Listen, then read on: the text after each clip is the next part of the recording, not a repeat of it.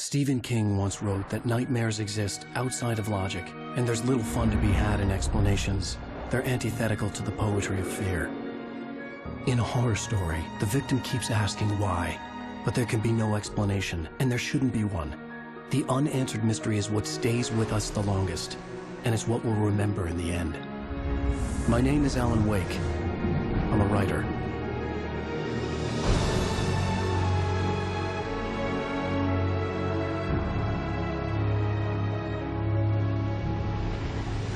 I've always had a vivid imagination, but this dream unsettled me. It was wild and dark and weird, even by my standards. So yes, it began with a dream.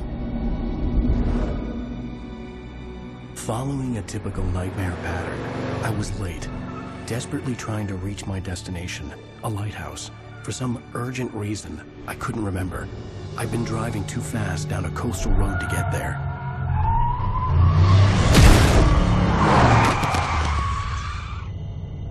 The hitchhiker too late.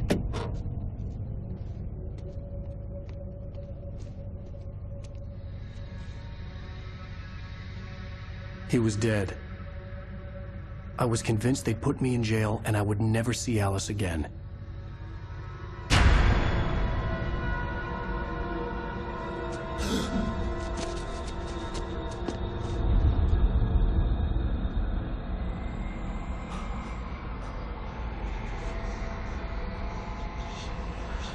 Suddenly, his body was gone.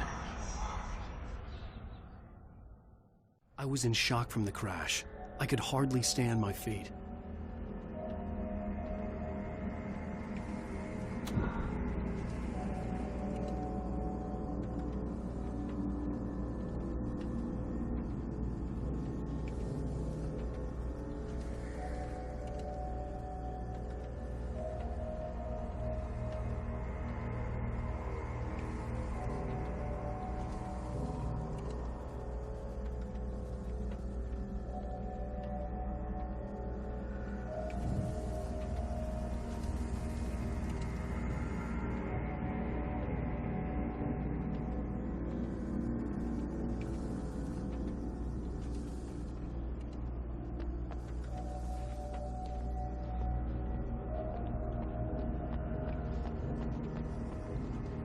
The radiator had broken when I hit the hitchhiker.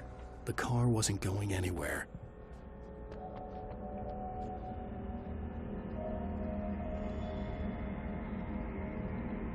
I had to go to the lighthouse. I knew there was something important waiting for me there.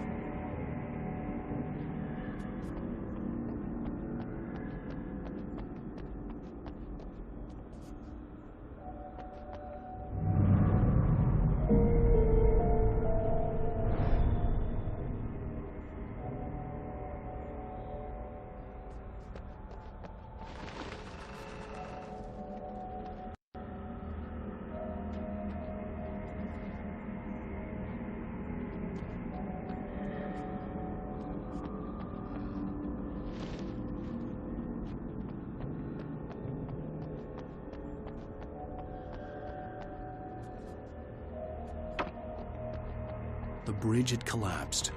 I'd have to find another way to the lighthouse.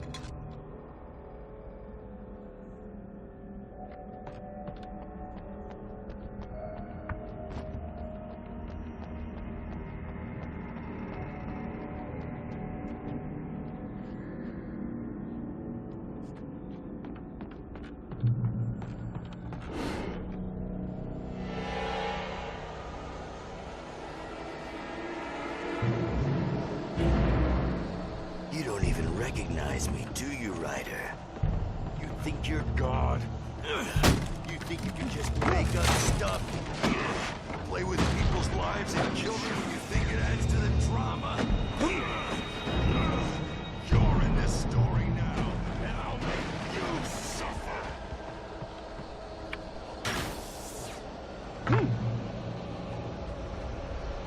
You missed your deadline! Damn.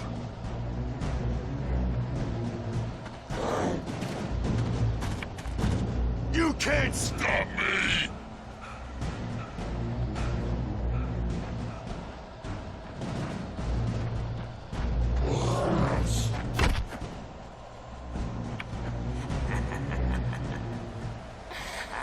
I realized that the hitchhiker was a character from the story I'd been working on.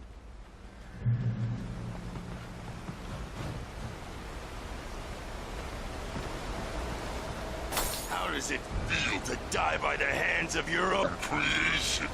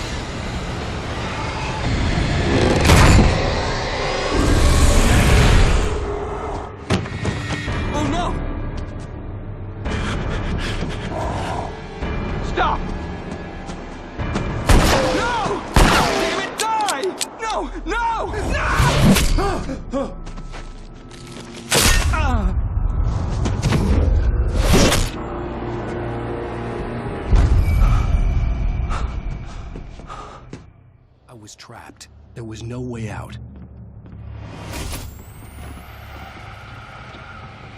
Die, die, die, die, die, die, die, die.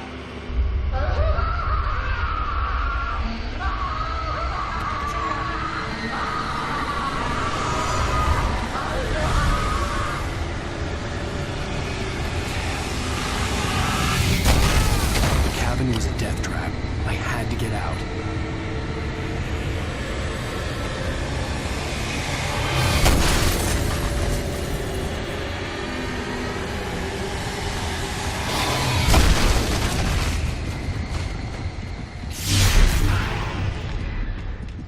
Follow the light.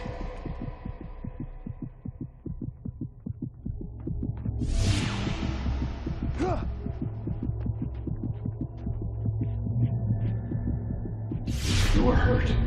You should go into the light. You are only safe there.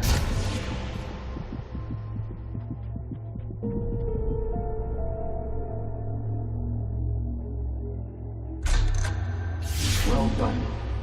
I have something important to tell you. It goes like this. For he did not know that beyond the lake he called home, deeper, darker ocean green, where waves are both wilder and more serene. To its ports I've been. To its ports I've been. Do you understand? No. Follow my light.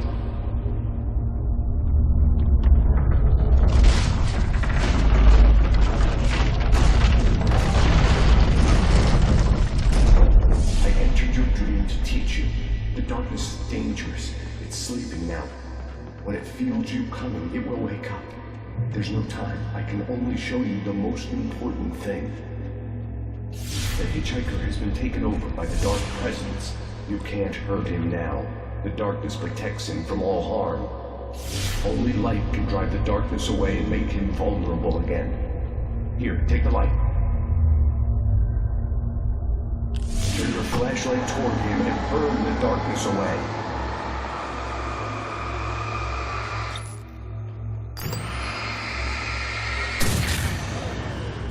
You did it. Now the darkness no longer protects him, but it's still inside, controlling him. He can't be saved. He's still a threat. He is still your enemy. Here, take the gun. Now you'll die.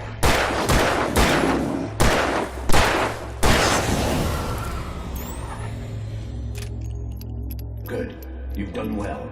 Remember what I've taught you. That is all. I will give you back your dream now. In the nightmare, a terrible darkness was taking over the world. The lighthouse was the last safe place on Earth.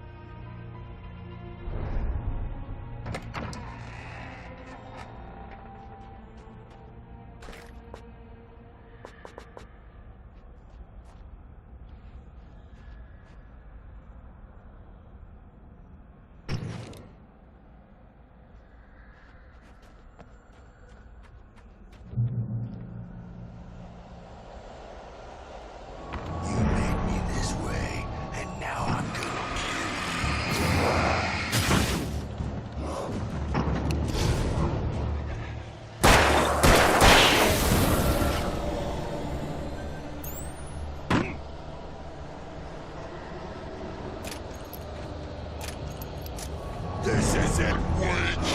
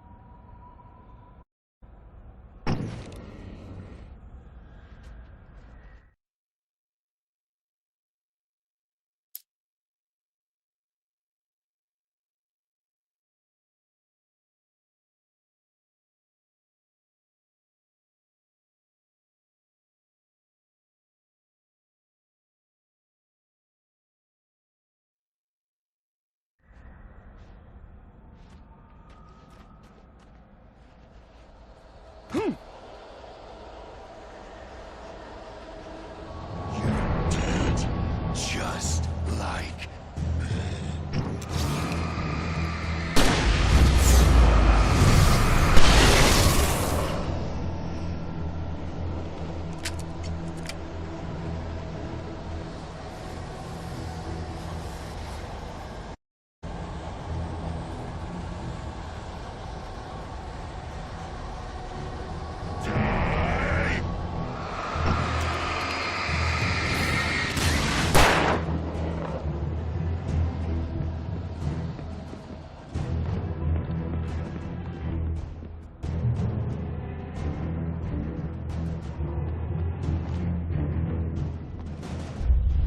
I can keep this up forever!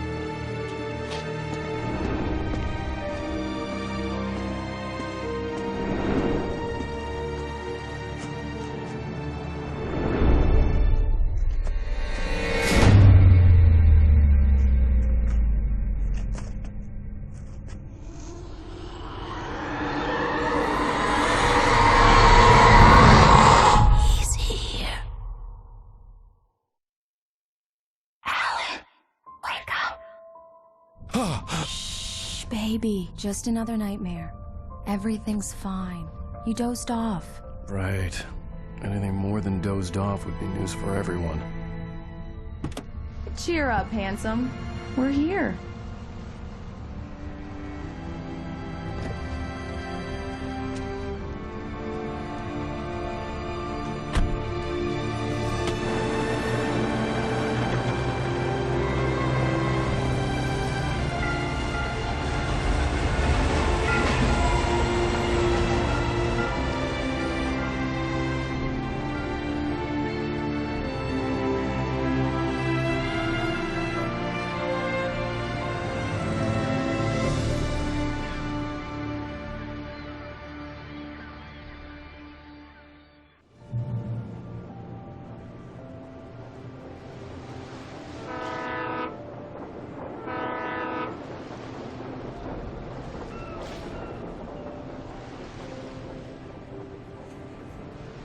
Let's act like we're on vacation. Go stand next to that old gentleman there. I want a shot of you with the town in the background. Sure. I'll even give you a title for the shot. A city boy, moments before he got eaten by a bear. Hi. Hello there. You picked a good time to visit our town. Deerfest is just 2 weeks away. Deerfest, huh? Did you hear that, honey? You have a lovely wife. If you don't mind me saying. I'm Pat Maine, by the way. Nice to meet you. Yeah, I'm Alan Wake. I won't pretend I don't recognize a famous writer such as yourself, Mr. Wake. A pleasure. I'm an avid reader myself. I hope this isn't too presumptuous of me, but I'm the night host at the local radio station. Any chance I could get an interview? Look, Mr. Maine, I'm on vacation. In fact, I'd appreciate it if we could keep my being here just between the two of us. I'm sure you understand. Fair enough. You can trust me to be discreet.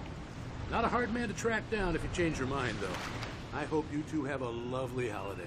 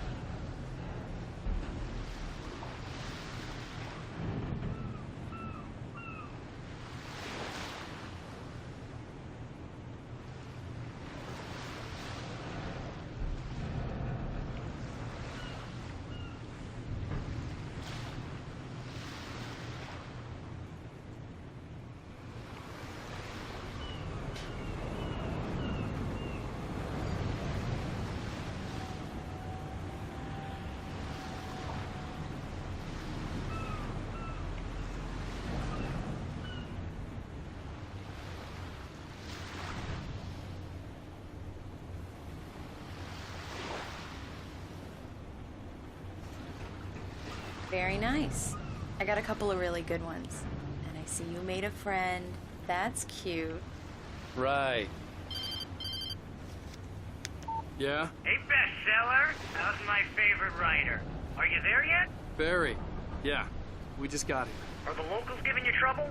Just say the word and I'll hop on a plane and come make sure that you're left alone, Al. No, Barry, we're fine. Great, great. Just want to make sure you can relax and recharge. So, how is the place? Has it gotten your creative juices flowing? Barry, we're just settling in. Okay, Al. I'll call back later to make sure you're doing okay. And you call me if there's a problem, okay? Okay. I'm just looking out for you, buddy. Talk to you later. I love you too, Barry. You know he's going to be calling you every 5 minutes. Barry is Barry. I can always turn off the phone. What did I tell you? Text message from Barry. He says hi to you too. Alan, we're here.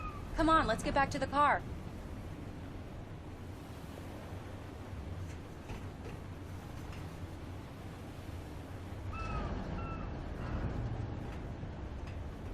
Come on, Slowpoke. You get the full service here. I've made all the arrangements. I drive the car. We need to stop at the local diner to get the cabin key from the landlord, a Mr. Carl Stuckey. He's waiting for us. I'll go fill her up while you get the key. I'll pick you up here in, say, 15 minutes? Sure. Alan, thank you for coming here with me. I love you too. Go on. I'll promise to behave.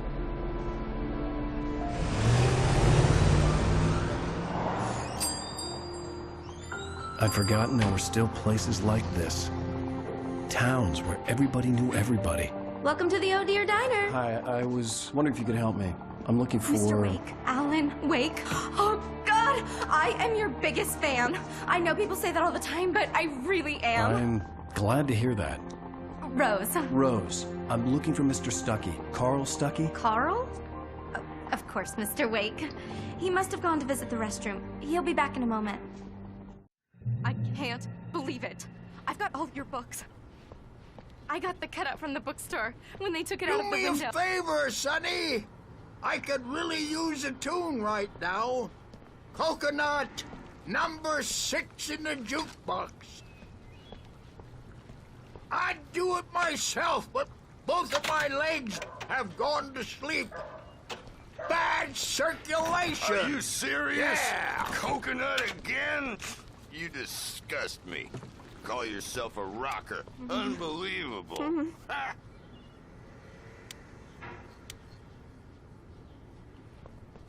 Don't go in there, young man. You can hurt yourself in the dark. I think I can handle it, ma'am. I didn't want to wait. I wanted to find Stuckey, to get the key and get out as soon as possible. The waitress was giving me a headache. Overeager fans always did.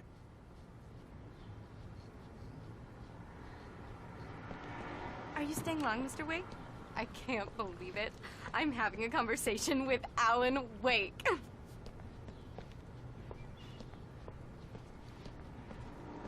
Are you on your own, or is your wife with you? I can show you the town if you want. I get off work at 6. Thanks, Rose. We'll be sure to keep that in mind.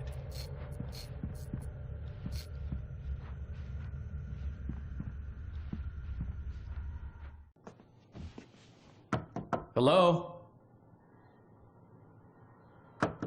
Mr. Stuckey? Carl couldn't make it. Unfortunately, he was taken ill. But I have the key for you and instructions on how to get to the lake. Okay. I wish you a good stay in my cabin. I'll come by later to check how you've settled in. And to meet your wife. I insist. Thanks.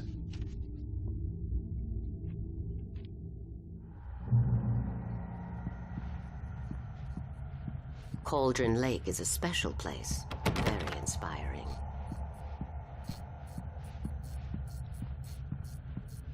You got lucky this time, young man. You can hurt yourself in the dark. This really ought to be fixed, and then I must remind Sarah to change the lights at the station. It's been too long already.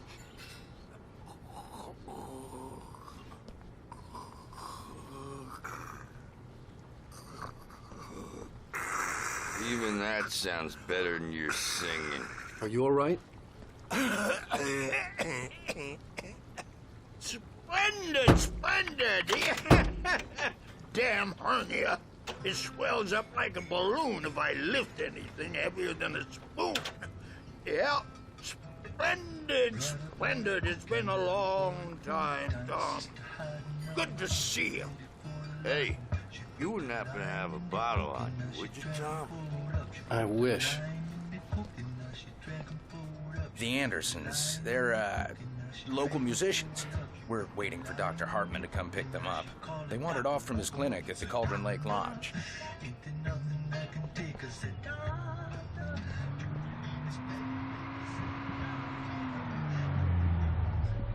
Bye, Mr. Wake.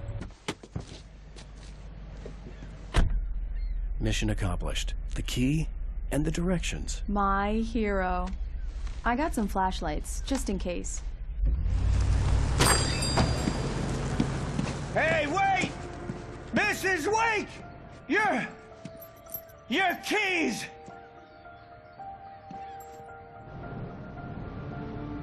That diner was a real nut house.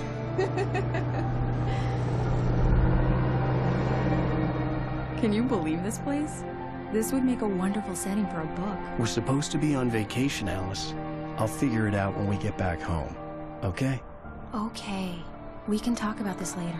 Batman here on PBFF. I didn't want to talk about it. I wanted to bury my head in sand. Here's another one of my favorites to go with it. Once upon a time, I was a successful writer, but that was a long time ago. I hadn't been able to write a word in 2 years, not since my last book. And now the weather. It's gonna be a clear night, so you folks in the big city might want to look up every once in a while, see those stars winking down at you. It gets pretty dark out here, but they'll light your way.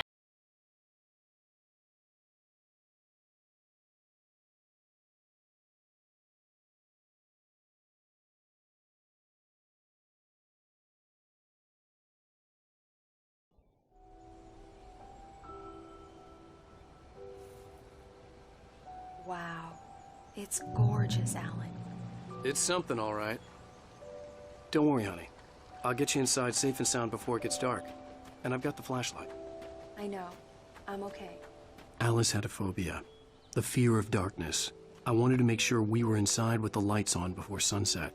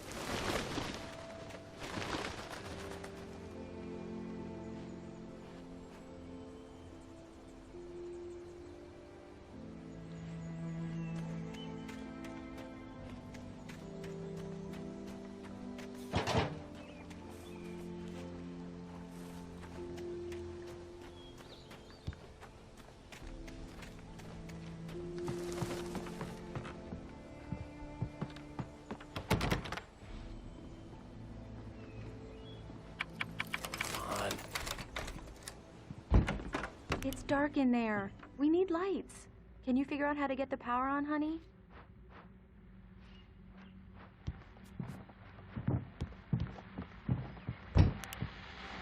Hello? Anyone here?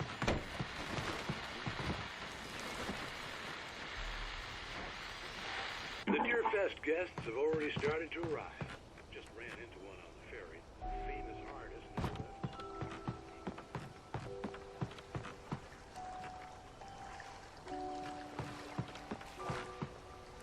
The water was clear but dark. It looked very deep.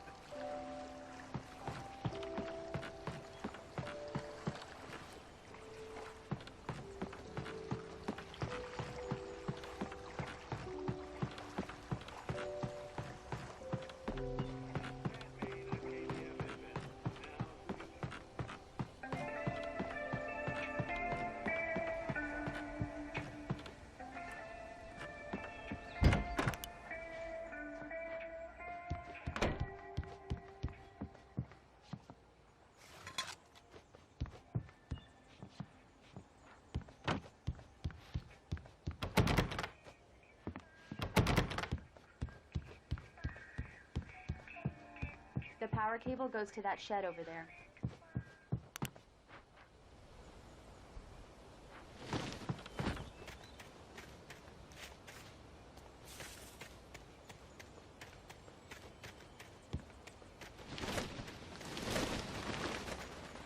An old generator had been connected to the power cable.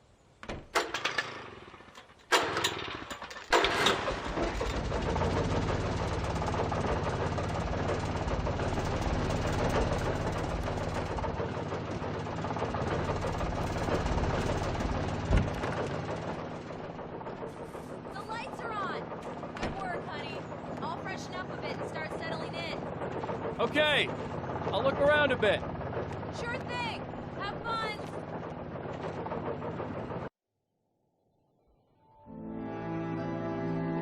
It was a beautiful place. I told myself I could rest here, sleep here, and forget about my work.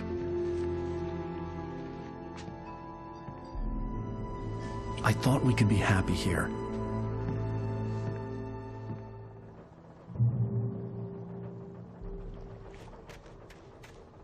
Alice had told me about Cauldron Lake Lodge. The old building used to be a hotel, but these days it was no longer open to the public.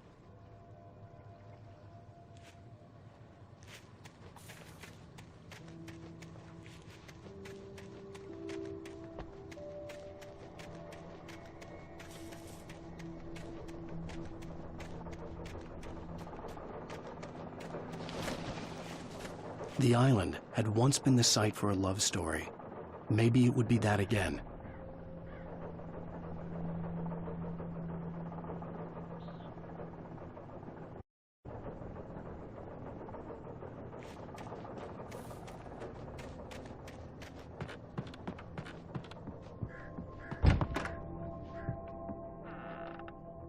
Alice? Honey? A shoebox filled with books by Thomas Zane sat on the shelf. I'd never heard of him before.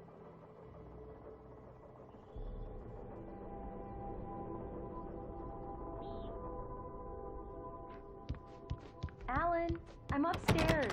I have a surprise for you.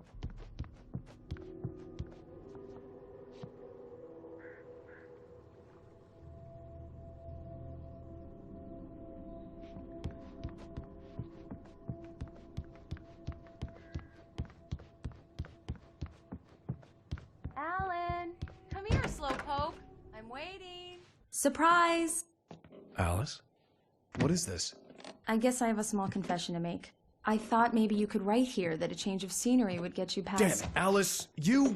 Everyone keeps... Hey, just hear me out. There's a local doctor, Dr. Hartman. I read a book of his. He has a private clinic here.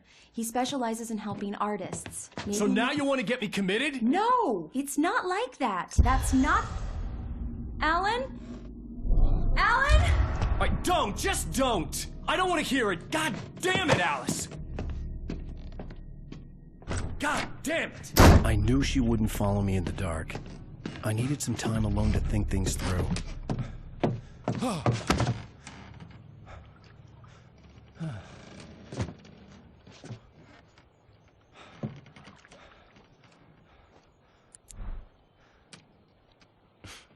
Damn it.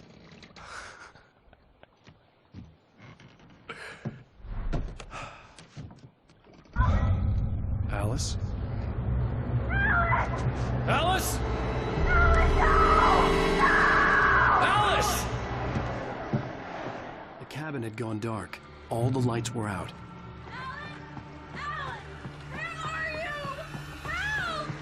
Alice, I'm coming! It's all right, I'm coming! What the hell?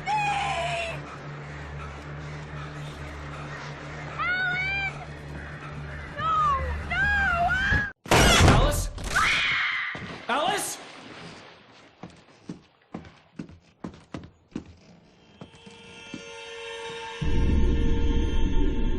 Oh no!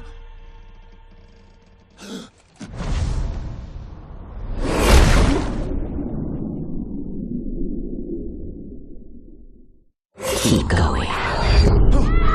Wake up. Alice?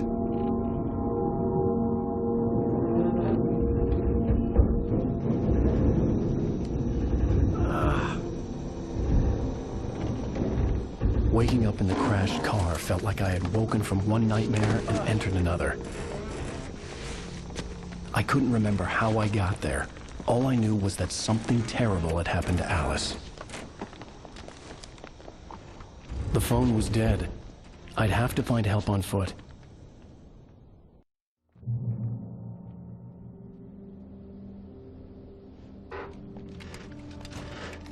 Among Alice's things was a book, The Creator's Dilemma, by a Dr. Emil Hartman. Seeing the book brought back my fight with Alice. I like it, and I didn't like the guy's smug face on the cover either.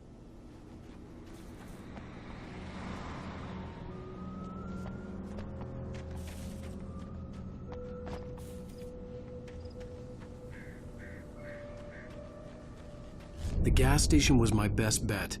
They'd have a phone I could use. It looked like a long hike through the forest to get there.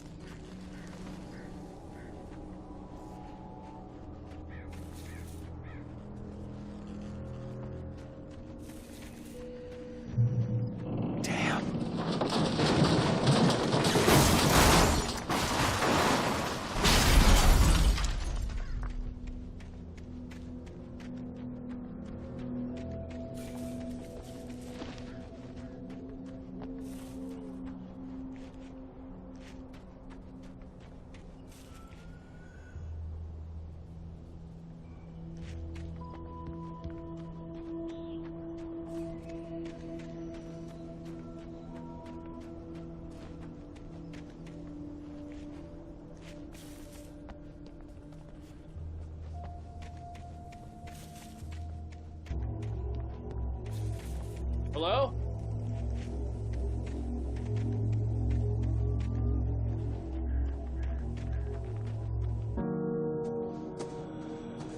Hello? Is someone there?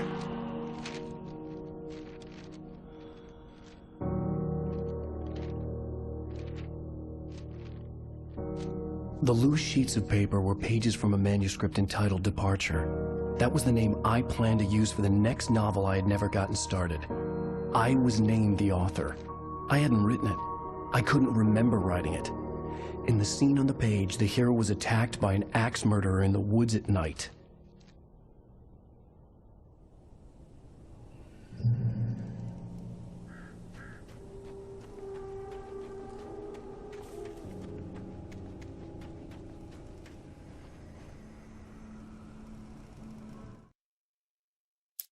Departure by Alan Wake. The man turned to face me. His face was covered in shadows. It was hard to make him out in the darkness of the forest that surrounded us. The axe he lifted was plain to see. It glistened with the blood of his victim. He grinned madly. The shadows were alive, distorting his features.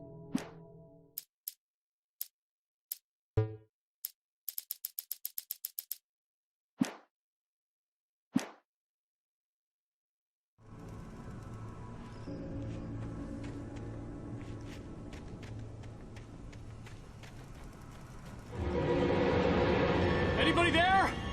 Please, I've been in an accident.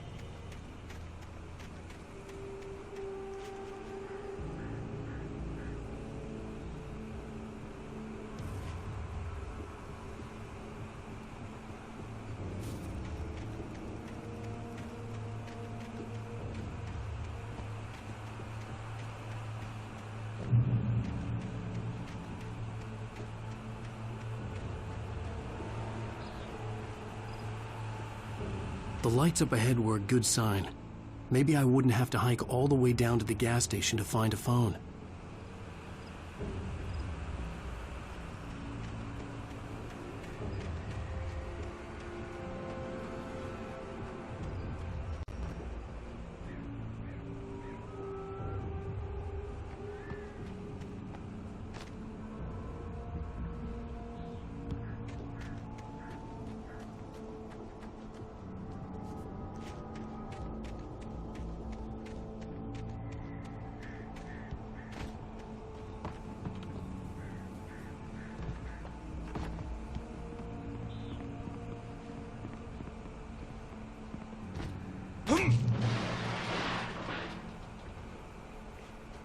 Anybody there?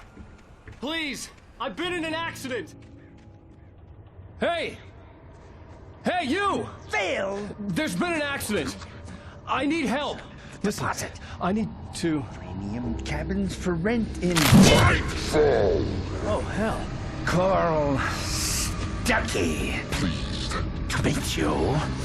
Non-refundable reservation deposit required. Fair and square. Fair and square. Carl Stuckey. Pleased to meet you. Premium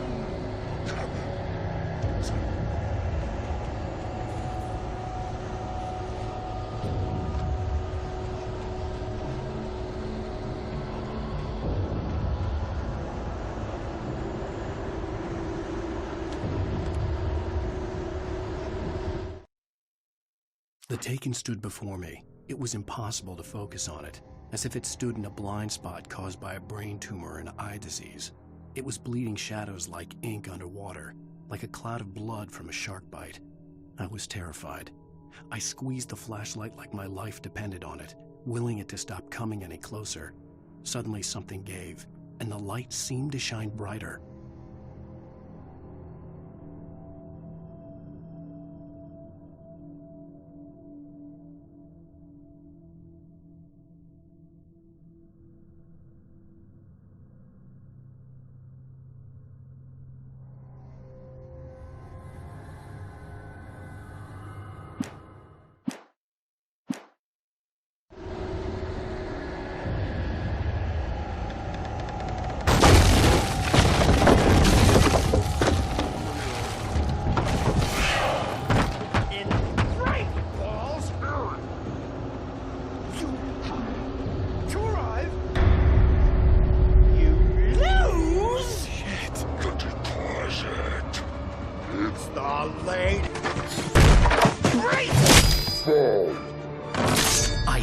Figure a way out of this. Any second now, and Stucky would be knocking on the door with his axe like Nicholson in The Shining.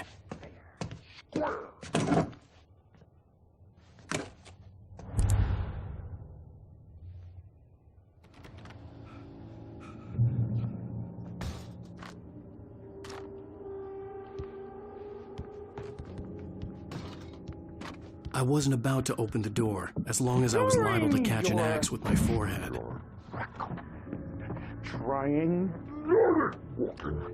It's the latest. Yes.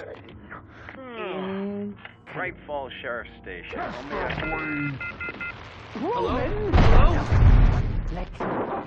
2, 1.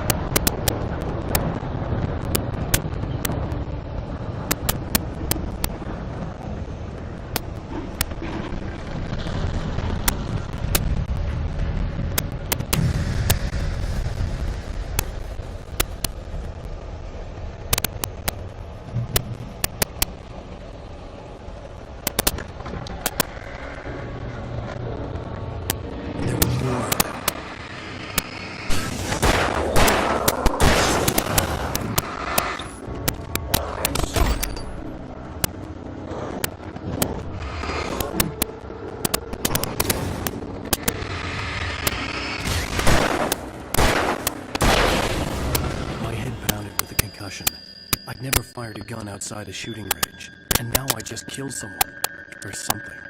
There were no bodies. They just disappeared. If I was dreaming, it felt real enough to make me sick.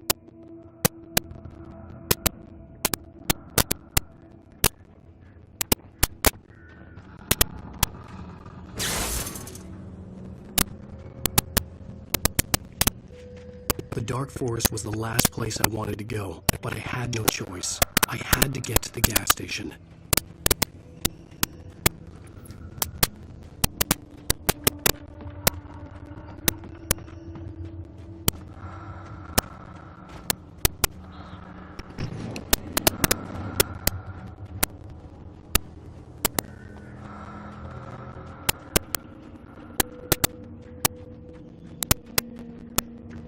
Eerie hand-painted graffiti was revealed by my flashlight. Someone had hidden a chest of supplies near it.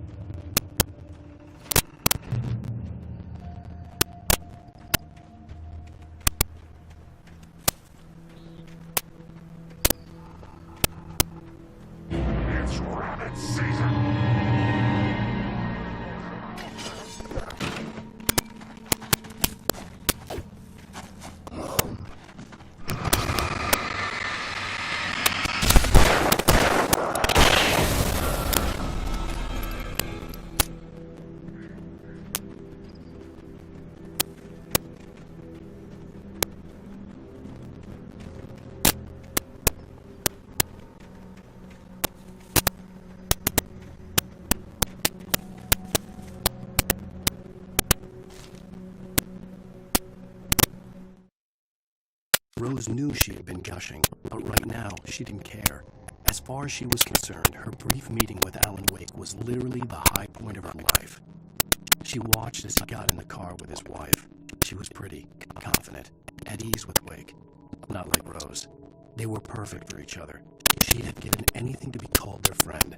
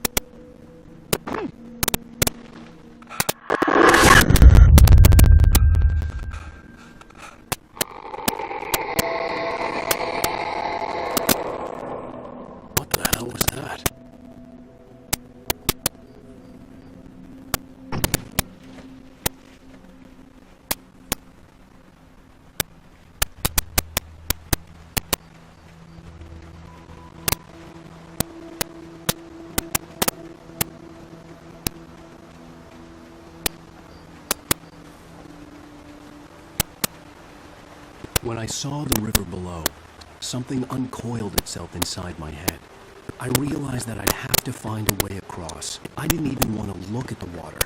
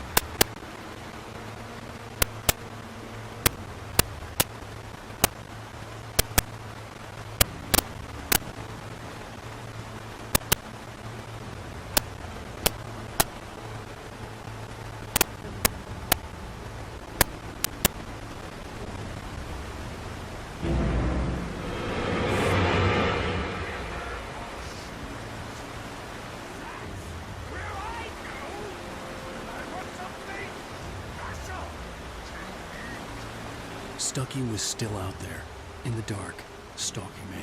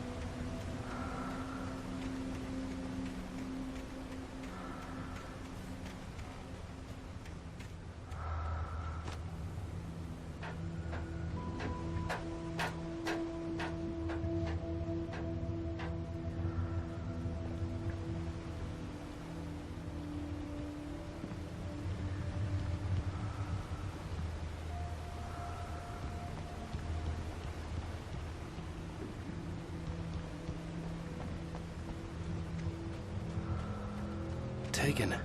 They're taken.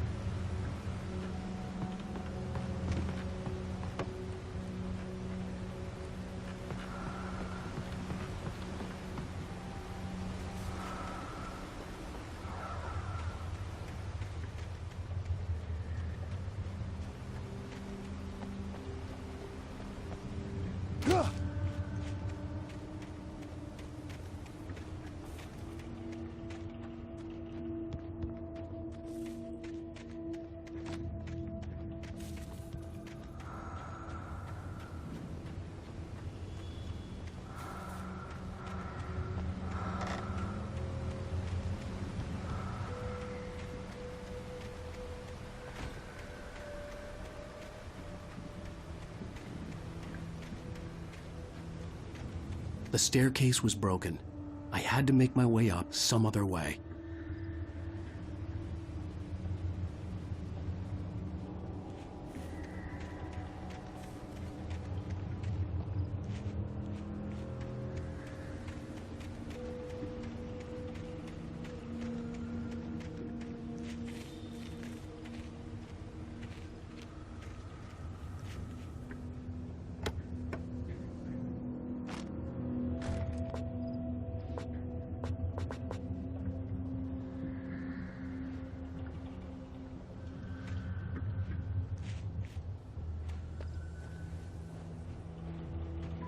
I couldn't stay here.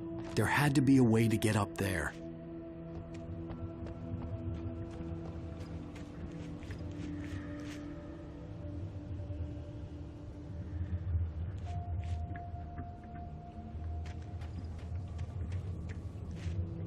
There was no power. There was bound to be a generator somewhere at the logging site.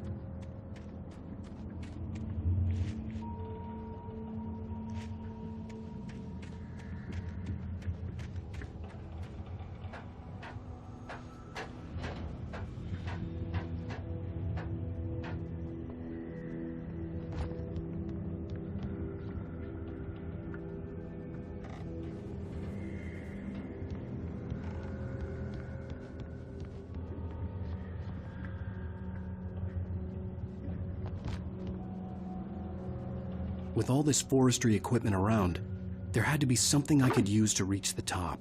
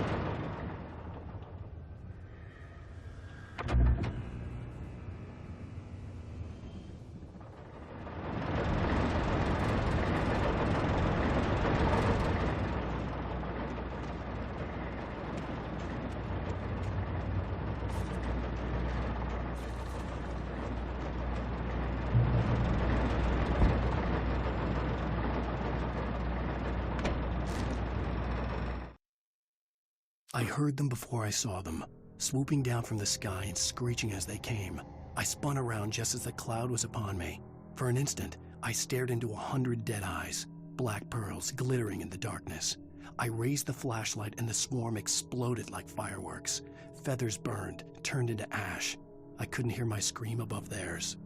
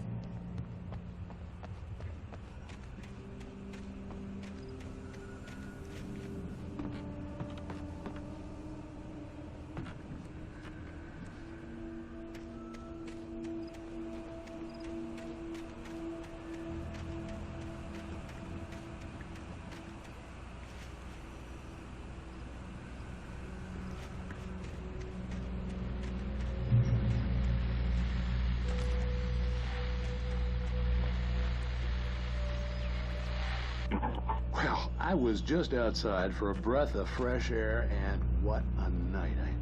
I know most of you are probably in your beds by now, but if you're still up and around, take a moment. Step outside for a spell and breathe in deep. The weather is absolutely still. The sky is crystal clear. It's like the forest is quietly breathing along with you. As you listeners know, I'm a night owl, and it's on nights like this I wish I wasn't cooped up in the studio. Makes an old man like me wish I could just roam wild. But here I am, and it would keep you company all night long if I weren't. It looks like I'm not the only one staying up late. Caller, you're on the air. Hey, Pat, it's Maurice Horton. Hello, Maurice. What are you up to? Well, I was just taking Toby on his walkie.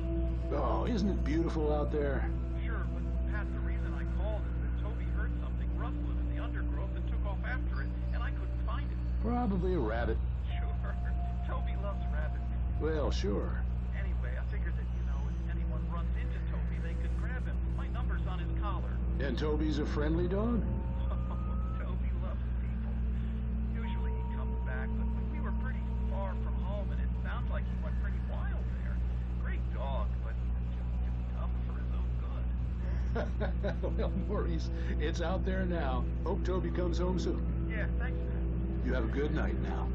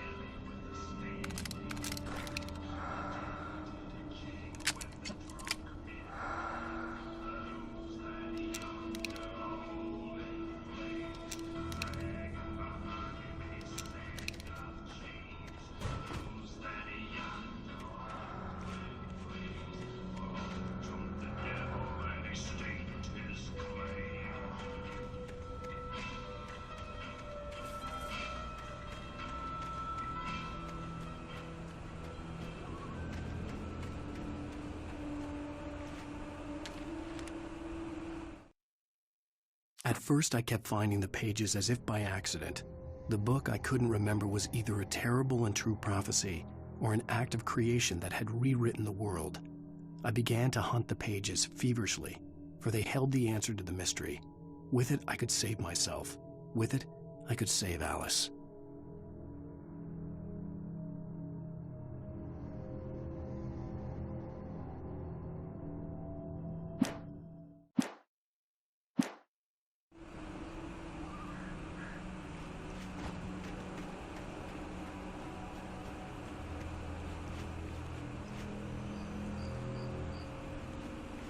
The gas station was closer now, its light welcoming in the darkness.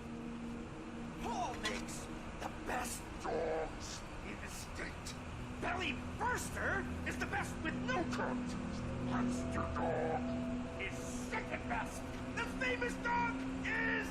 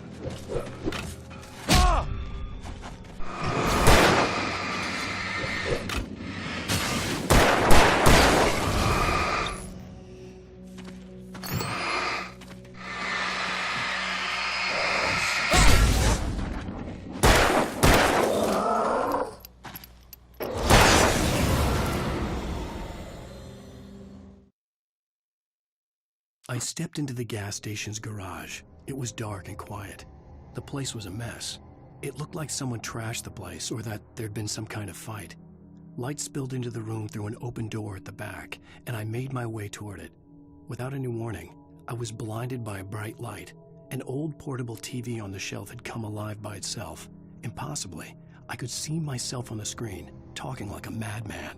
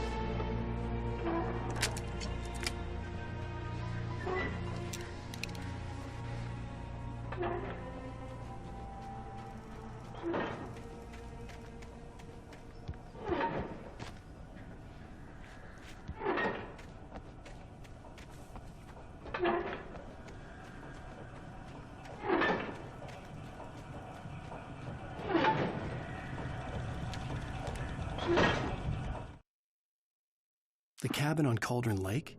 She asked. The sheriff looked at me suspiciously. The early morning light flooded through the office windows.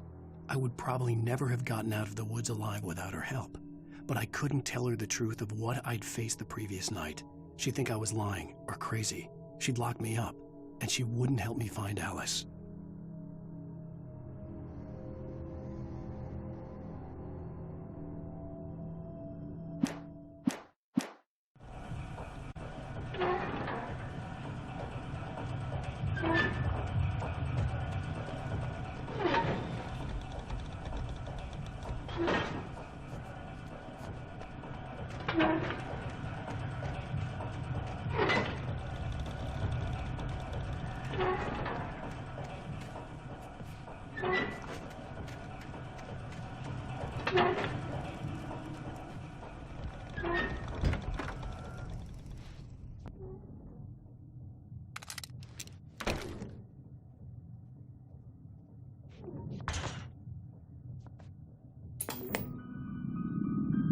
Science. It bestows immortality on those who advance it to elevate all of mankind. Newton, Einstein, Sagan, princes among men. But the price for such a legacy is steep indeed. In Night Springs. Tonight's episode, a quantum suicide. If our lives are already written, it would take a courageous man to change the script. Having called a press conference, Dr. Barclay Colvin is about to demonstrate that very courage. Ladies and gentlemen of the press, I am Dr. Barclay Colvin, and I'm glad so many of you could join me here at the Moorcock Institute. Tonight, I'm going to give a practical demonstration of the many worlds interpretation. As you can see, this is a loaded 9mm pistol. It shall be part of a thought experiment. And now, a real experiment, known as a quantum suicide. Did he say suicide? Is that a real gun? He's kidding, right? Please, stay calm. There is no risk. Observe what occurs when I place the weapon against my own forehead. Now, you might think this round is merely a dud. Not so. Observe the flower pot. And yet, I myself cannot be harmed with this gun. With each pull of the trigger, two new realities branch off.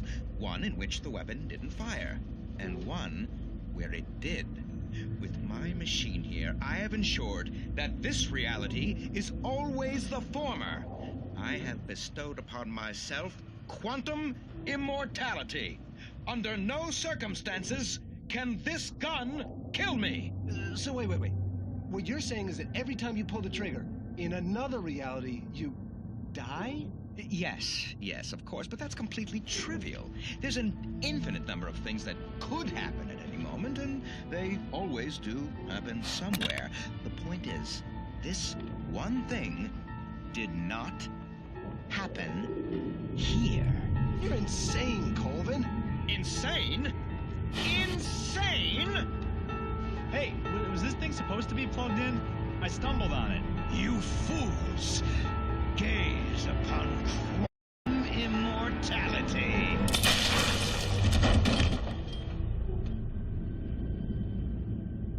Poor Dr. Colvin, felled by his own hubris or the ignorance of the masses. Perhaps he should have left the crate unopened, the decaying atom unobserved. Curiosity often kills the cat. In Night Springs.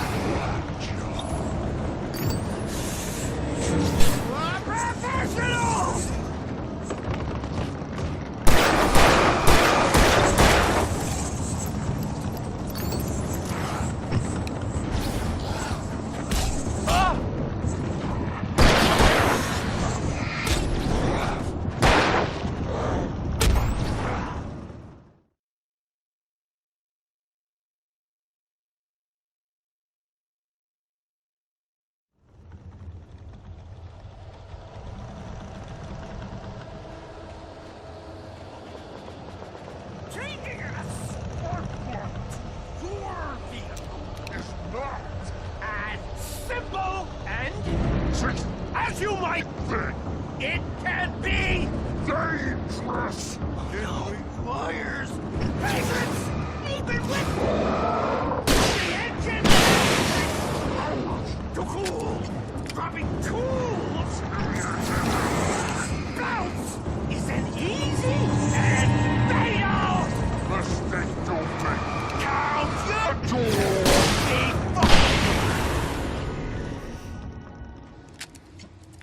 Stucky's body vanished, leaving behind only a lifetime of nightmares to come, assuming I'd reached the lights of the gas station alive.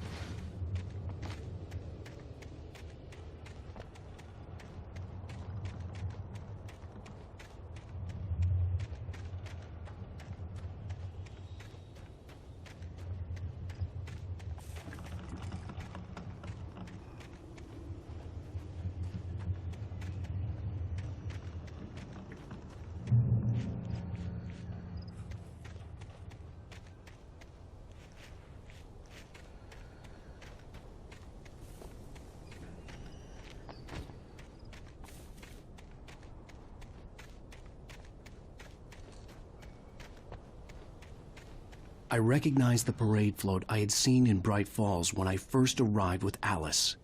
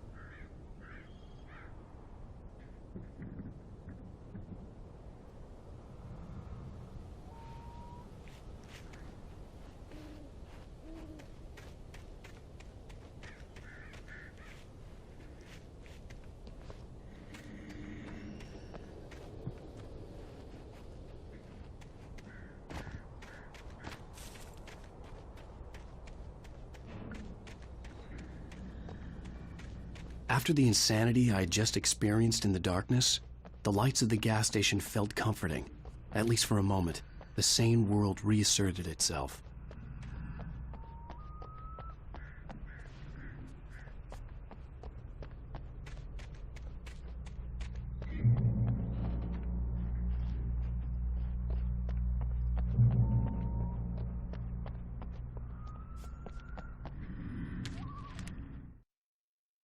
Stucky spat on the garage floor and tried to shake the cobwebs from his head.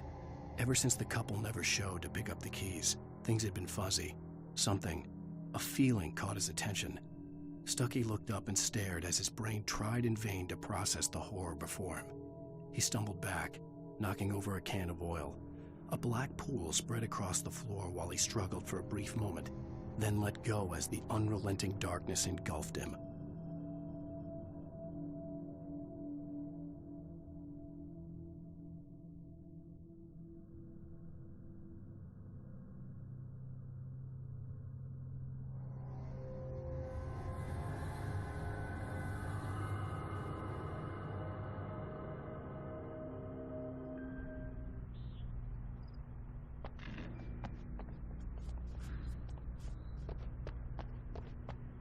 The Deer Fest had been 2 weeks away when we arrived. If the day count on the banner was right, I was missing a whole week between the night we got here and now.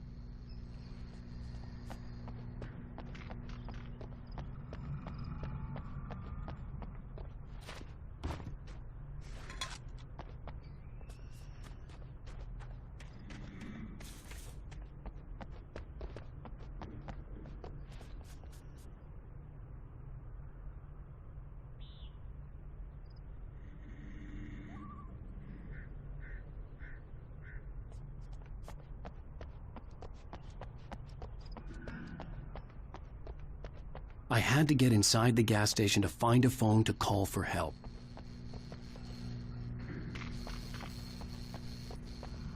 The garage was a mess.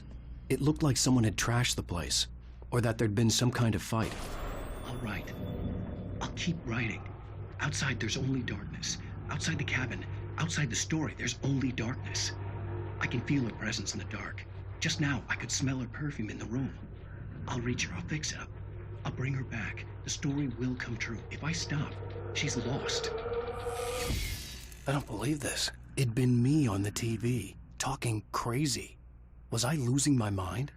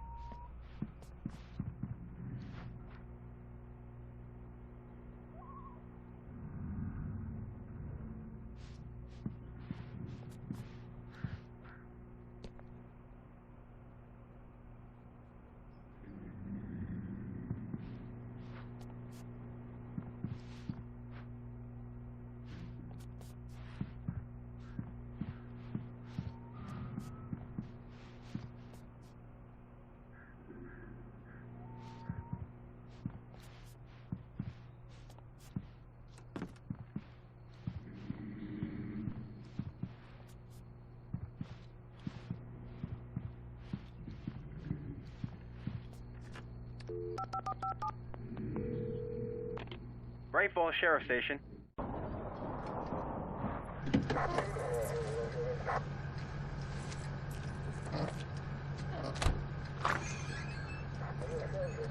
Oh, thank God, Sheriff. Sheriff Sarah Breaker. You are... I'm Alan Wake, but listen. I was in a car crash. My wife, Alice, she's missing. Calm down, Mr. Wake. We were staying in a cabin on the island, on Cauldron Lake. There's no island on Cauldron Lake. Not since the big eruption in the 70s.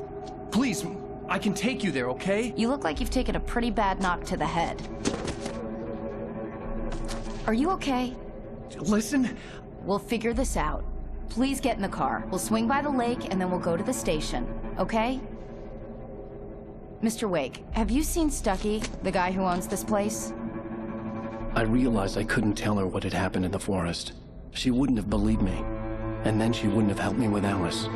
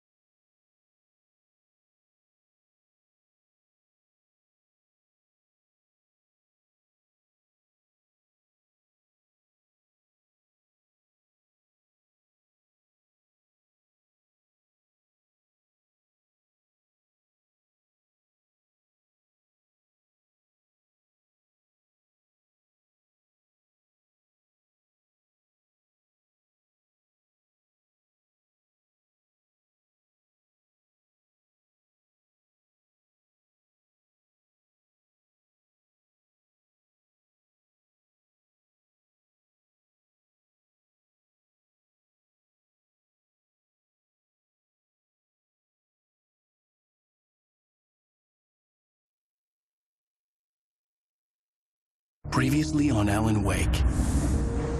I came to Braight-Fålls with my wife, Alice. Thank you for coming here with me.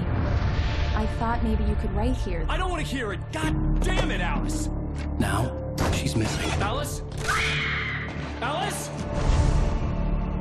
I woke up behind the wheel of a crashed car. I'm missing a week. I was attacked by shadowy men straight from a nightmare.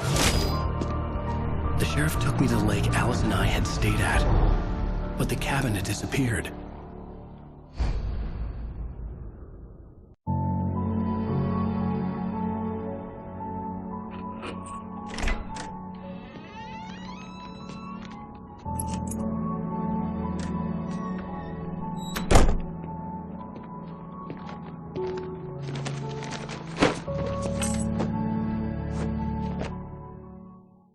Honey, I'm home. Back here, sweetie. How was it? Worst weather I've ever seen. You should put some coffee on. It'll warm you up.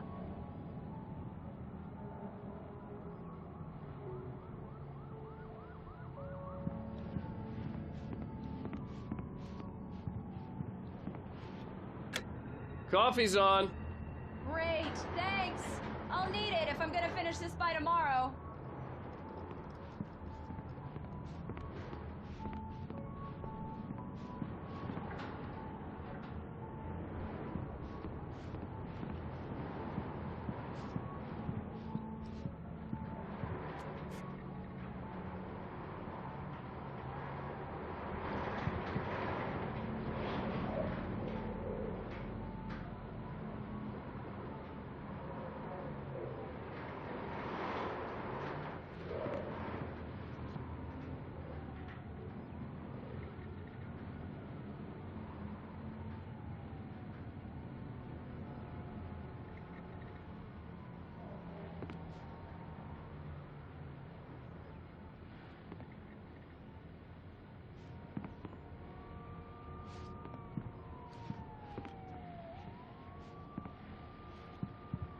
Oh, hey, I just finished those cover mock-ups. They're on your desk. Tell me what you think.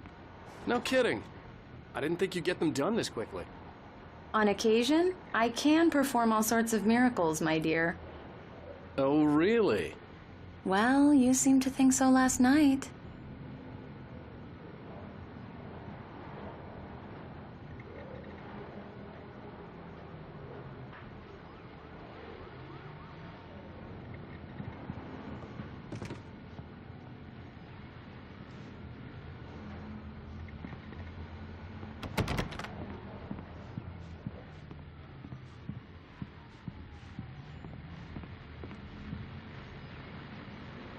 These look really good. Oh, sure, until Barry gets his hands on them. Which, by the way... It's true what they say about the fall and the sudden stop at the end. I'd lain here in the snow while the lurid chain of scenes that had led me here kept playing in my head. A rerun of my own private snuff movie. A memory of my corpse. Alone at my own wake. Thinking in metaphors again. The femme fatale was gone. Only a sour taste remained of the kiss that killed me.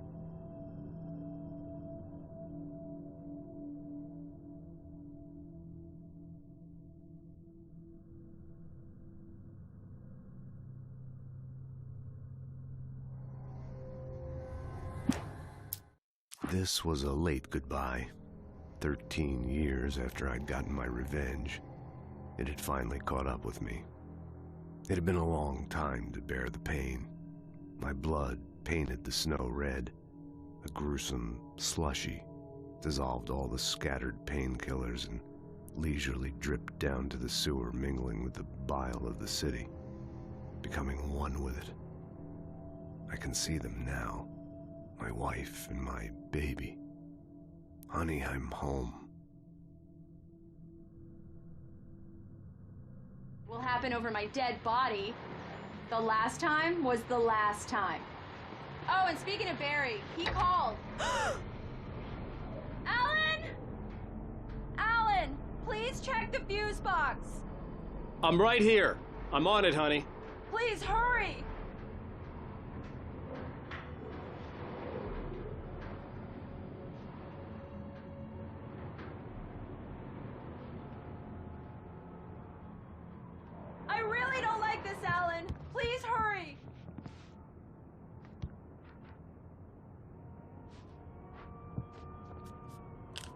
Honey, it's a power outage.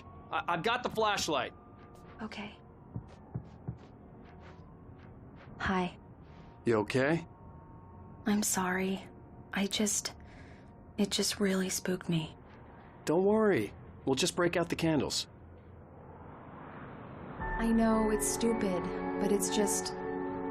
especially when I'm not prepared for it, you know? It gets to me. I love you. Tell me a story, writer. Okay. I used to have these nightmares when I was a kid. The dark really spooked me, too. When it got really bad, my mom gave me this old light switch. She called it the clicker. The clicker, huh? Yeah. If I ever got scared of the dark, I could just flip the switch and a magic light would scare the monsters away. Oh, sure. Here it is. Alan. Maybe it'll help you, too. Yeah, nice story, writer boy. You made that up, you. No. Seriously. I love you, even if you are a liar. Thanks for this.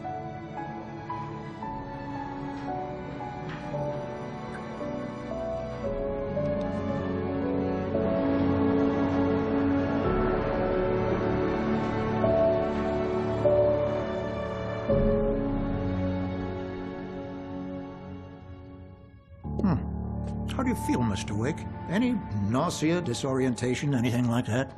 Mr. Wake, how are you feeling? I'm okay. My head's fine. I had to lie about my headache and memory loss. He'd send me to a hospital for tests. I couldn't leave without Alice. Very well. I don't think you have a concussion, but you've obviously been through quite a shock. You should take it easy for a couple of days. Thanks. Well then, Mr. Wake, we're done here. If the pain gets any worse or you experience any other symptoms, you should come see me. I'll let you get on with it then. Sarah, Sheriff Breaker, is waiting for you. She's very good at her job. I'm sure she can locate your wife in no time. Doc Nelson was the image of a small-town doctor. Sheriff Breaker had called him to the station to take a look at the cut in my head.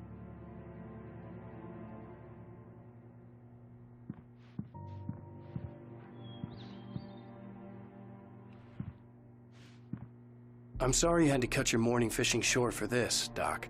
Oh, she's a beauty, ain't she? Not the biggest I ever caught, if you can believe that coming from an old fisherman like me, but she's right up there. Now, she's a largemouth bass, which is what you're after if you prefer a lure. Now, if you want either trout or salmon, on the other hand, then it's fly fishing for you.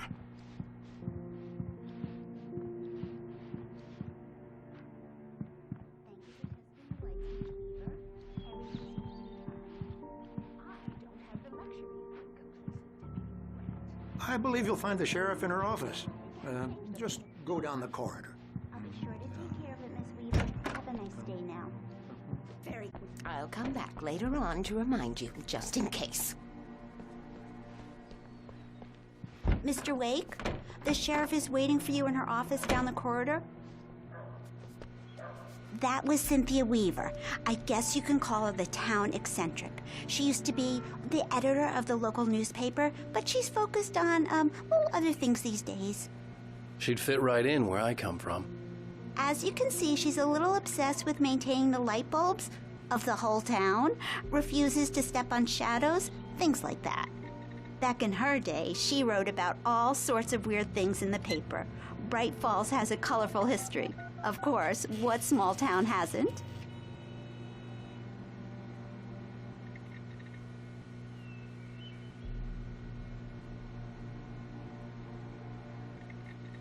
The sheriff wants to see you in her office, Mr. Wake.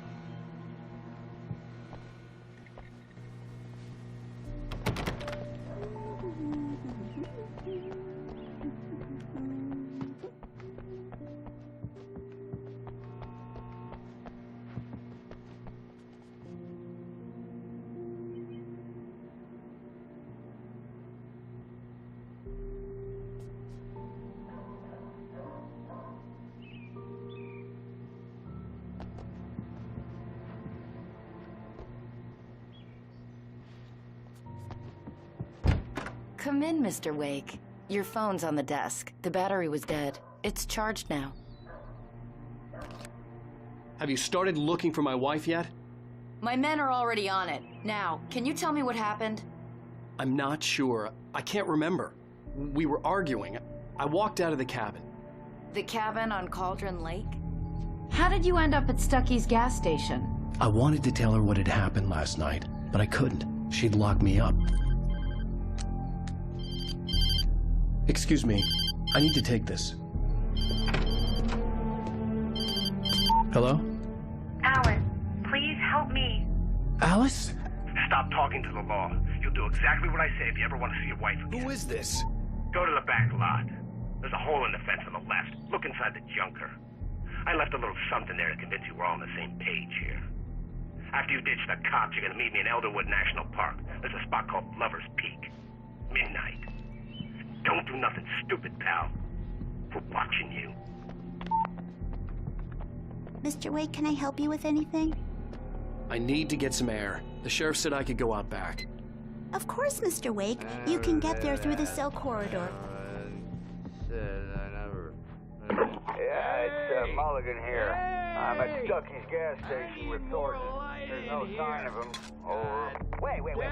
Yeah. More light. Alice looked through the viewfinder, lining up the shot. Cauldron Lake was breathtaking. Something caught her eye. A figure standing in the shadows behind the cabin, like a thin woman in a black dress. She lowered the camera and looked again. No one there. Just a collection of bushes that looked vaguely human-shaped. She shook her head and laughed.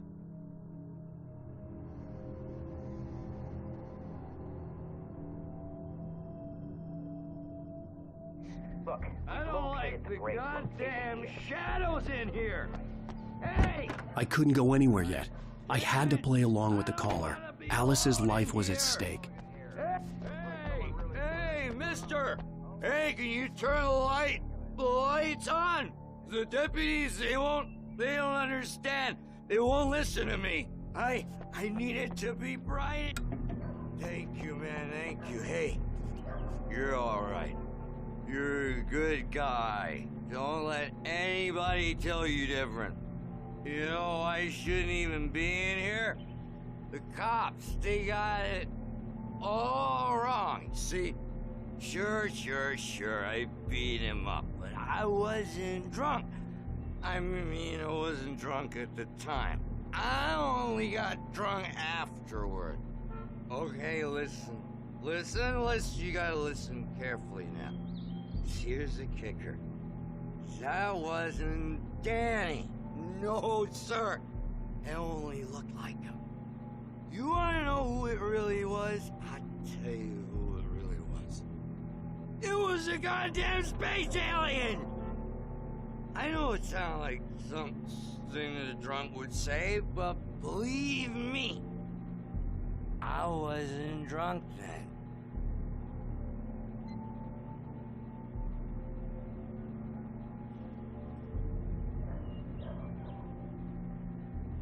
I told him, oh yeah, well, I don't hear you.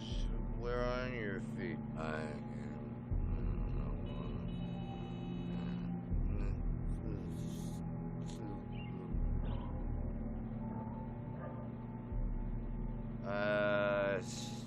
Stick by I'm sticking what I'm saying. I don't think your number's the same as my number. We got different. I know it's not the same as my number. I know my number. And that's not it. How many people do you think ever seen Chicago? 'Cause I've seen it. I've seen it twice. Because once it was mine and once it was somebody else.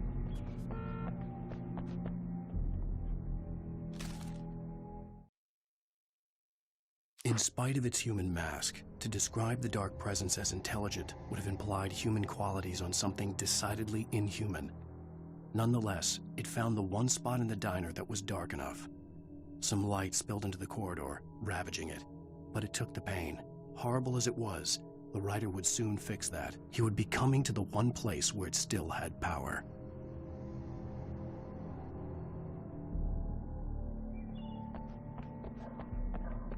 The early morning light hurt my eyes and made my head ache. The man on the phone had said, go through the fence on the left.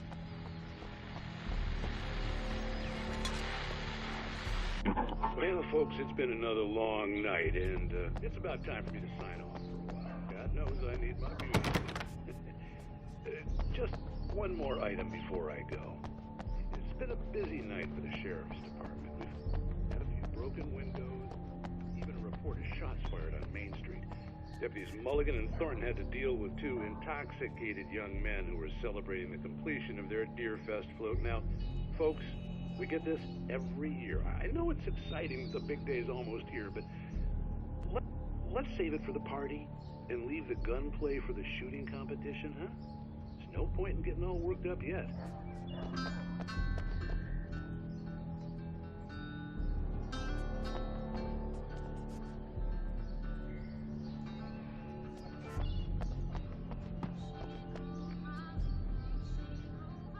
The caller had told me to find a hole in the fence behind the police station. There was something for me in an abandoned car.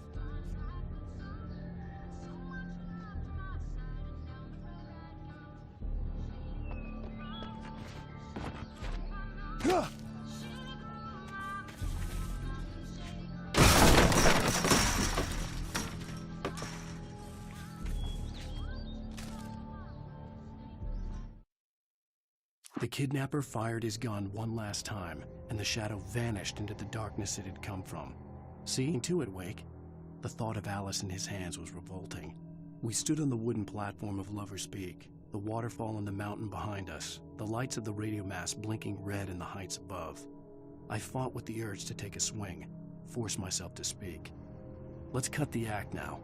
Where's my wife?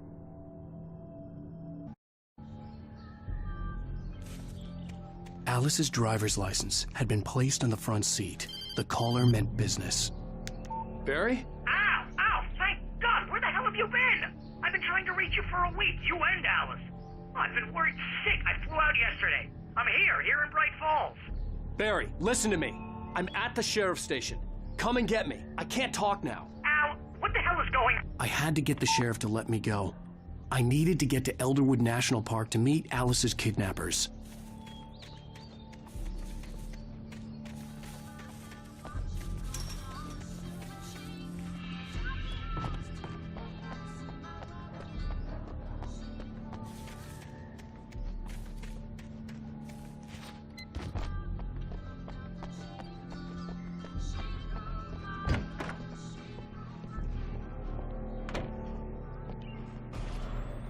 A writer is a light that reveals the world of his story from darkness, shapes it from nothingness, the way a sculptor carves a statue from a block of granite. Marvelous, Sarah. I just wanted to settle all the damage the Anderson brothers might have inadvertently caused on their recent and regrettable little outing. They are not accountable for their actions, of course. I can assure you that my staff has been reprimanded. Tor and Odin never caused any trouble to anyone when they were still living at their farm. Indeed. All we can do is to slow down the progress of their dementia. Are you feeling any better, Mr. Wake? I'd like to leave. Am I free to go? Well, we still need to talk about... Am I under arrest? No, of course not. But I need to know where you'll be staying so I can get in touch with you. I'd avoid the motel. The Majestic is known for its roaches. The cabins at Elderwood are pretty nice, though. That sounds perfect. I'm Dr. Emil Hartman.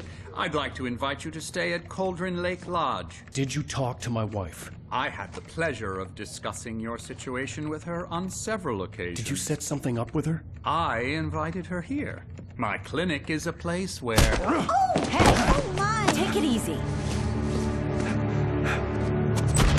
Hey, nobody move! Get your hands off of my client! Who are you? I'm Barry Wheeler, his agent. If you have business with Mr. Wake, you talk to me. You yokels won't know what hit you once I sick my lawyers on your asses. No harm done, Sarah. I'm all right. I don't want to press charges. Mr. Wake, My offer still stands. Get me out of here. What the hell was that about, Al? We don't need a replay of that thing with the paparazzi. I thought they were gonna lock you up.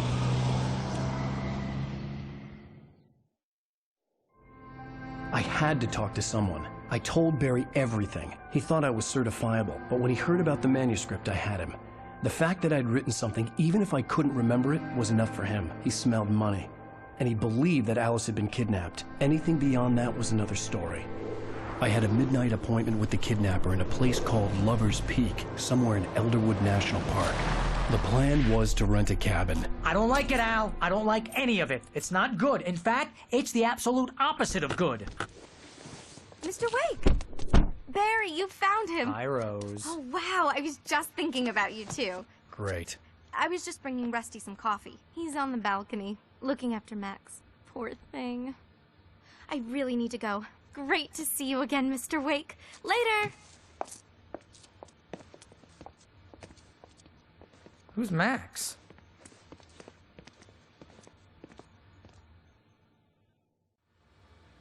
What an airhead. Jeez, Mr. Takes a swing at everybody. This is not her fault. She's a very nice girl and, more importantly, a fan. She even has a fan site dedicated to you.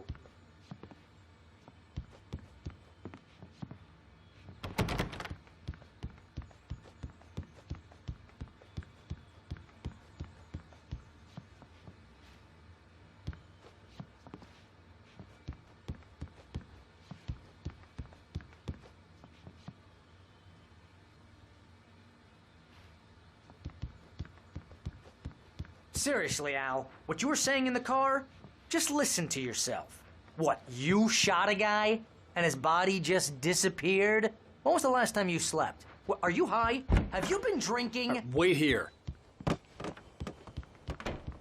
Easy there, boy. I'm almost done. Hey, Rusty, right? You rent cabins. Oh, Mr. Wake. I'd shake your hand, but mine are kind of full here.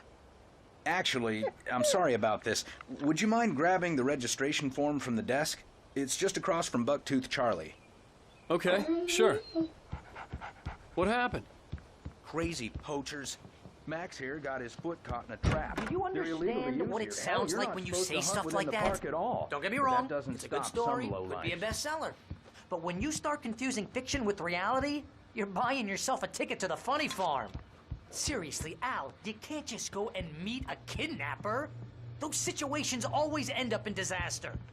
You gotta talk to the cops. She's my wife, and it's my call. Can we talk about this later? No. This whole thing... Listen, you hit your head. I mean, geez, Al, come on. You gotta understand how crazy all this sounds. If you're trying to pull a joke on me, freak me out, it's working. Ha ha, let's have a laugh on Barry. Well, you had me going there real funny, Al. You can quit it now.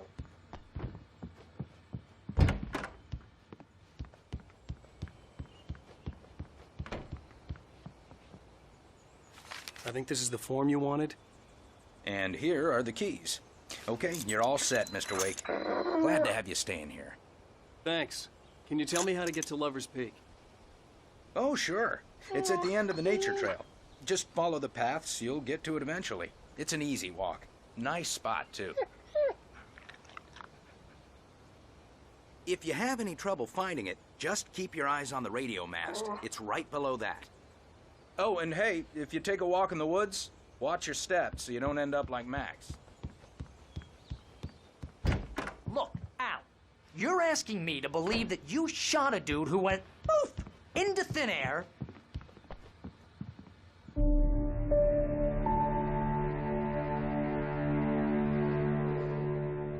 That's just crazy talk, Al. Al? Al? We should go to the sheriff or call the FBI. Damn it, Barry, they'll kill her! This is not a goddamn debate, Barry. I'm going to Lover's Peak. He said to come alone. Okay then. I understand. You're my best friend, and I'm worried that you're not right in the head. Tell me what to do to help, and I'll do it. You stay here, and if I'm not back by morning, call the cavalry.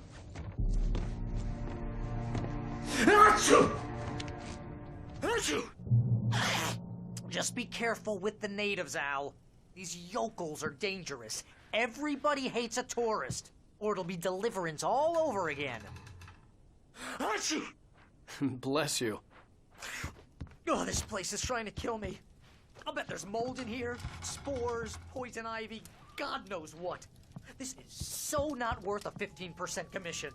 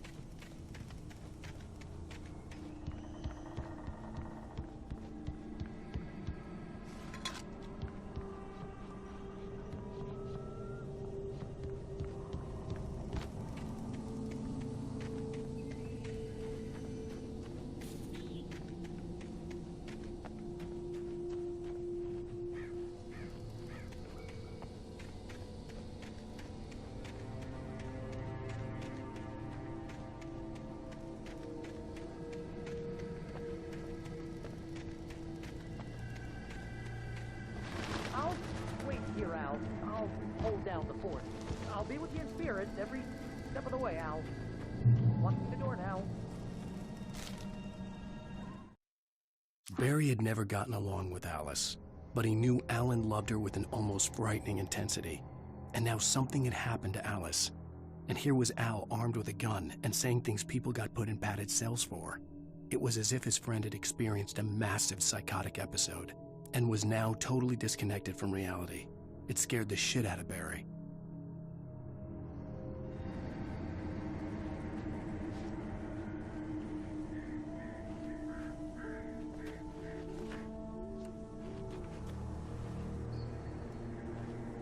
Barry had the keys to the car he rented. Wasn't a long walk to the visitor center, and it wouldn't be any use to me in the forest.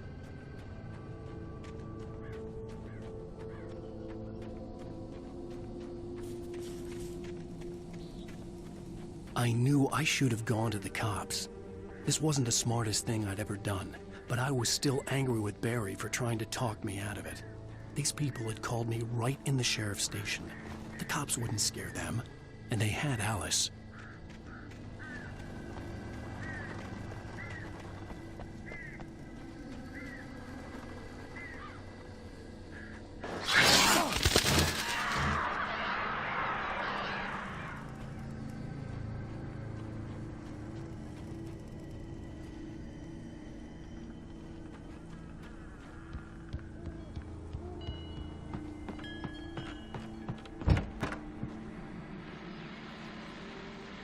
Welcome back to the show, folks. As promised, our very own Dr. Nelson has just parked his rear end in the studio. Doc, what's your Deerfest plan like?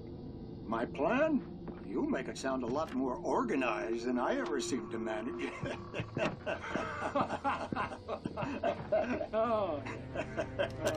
No plan, really. Just taking the atmosphere. I'm getting a little too wicked. Too much more than that, you know. Oh, tell me about it. No sack race for us older gentlemen, huh? Yes, exactly. But I'm going to check out the political bit. And I'll be one of the pie contest judges, too.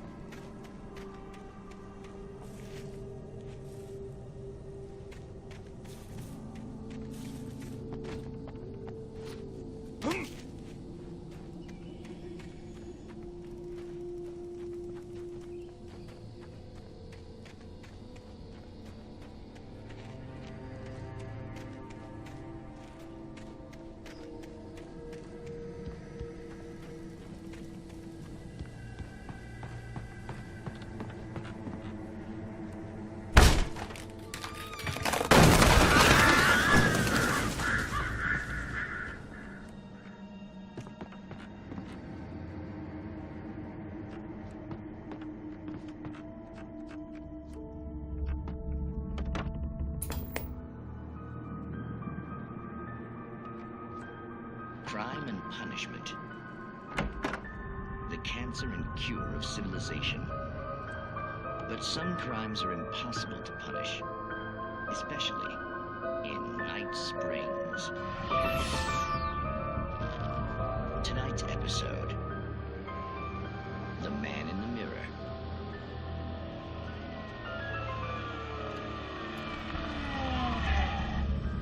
He's inside, Agent. He's a weird one. So, you're confessing to killing that guy, huh? Why? Had it coming? Yeah, but why would you do that? I mean, you're a nice guy. Normal. Took a kid to a soccer game. So how come at the game, you pick a guy and, quoting from the arresting officer's report here, assault the victim's head area repeatedly with the weapon of choice being a pair of bare fists? Wow, that sentence really flows, huh? Maybe you're not the literary type. Okay, so you mess him up. But why? Who was that guy?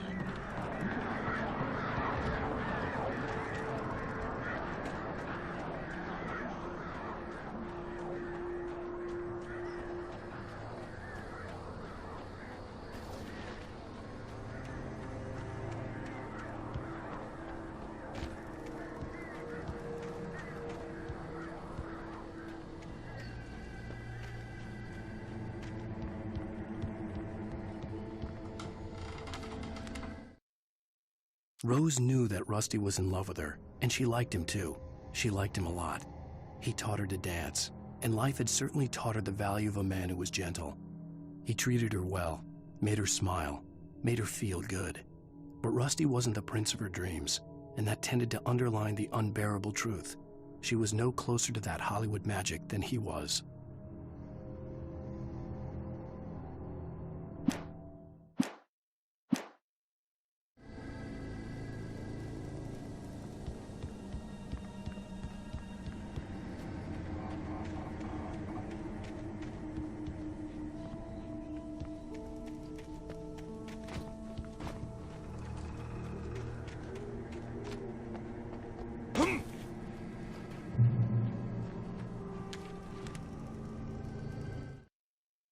The air in the visitor center was heavy with an awful smell, as if some rotten drowned thing had crawled up from its grave.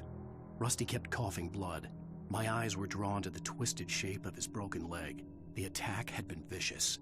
Max whined in his cage. Rusty's eyes were wild with fear and terror. He gasped. "Mr. Wake, it happened just the way it was on that page."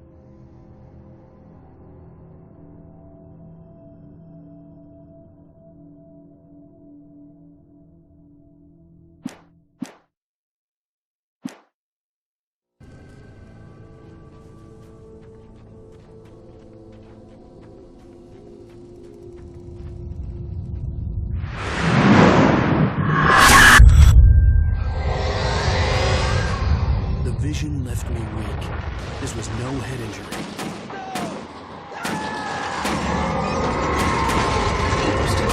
Damn. Rusty, hang on! I'm coming! Please, help me!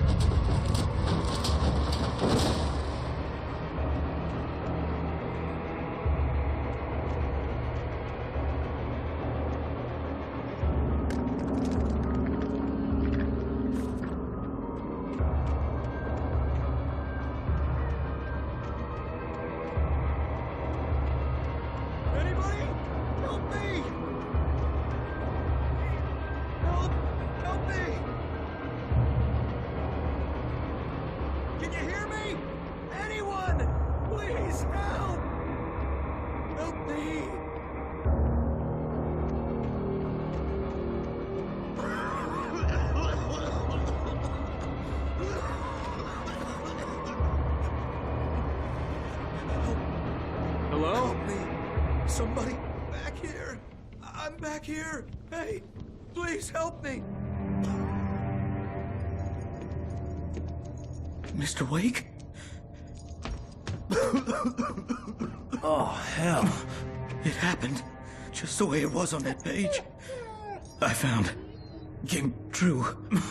It knew. So dark. It'll come back for me. You must... The lights. In the office. I have the key. Okay, Rusty. Hang on. I'll be right back. Whatever did this couldn't be far. Rusty had found a page from the manuscript. It would help me understand what had happened. Shh. Good boy.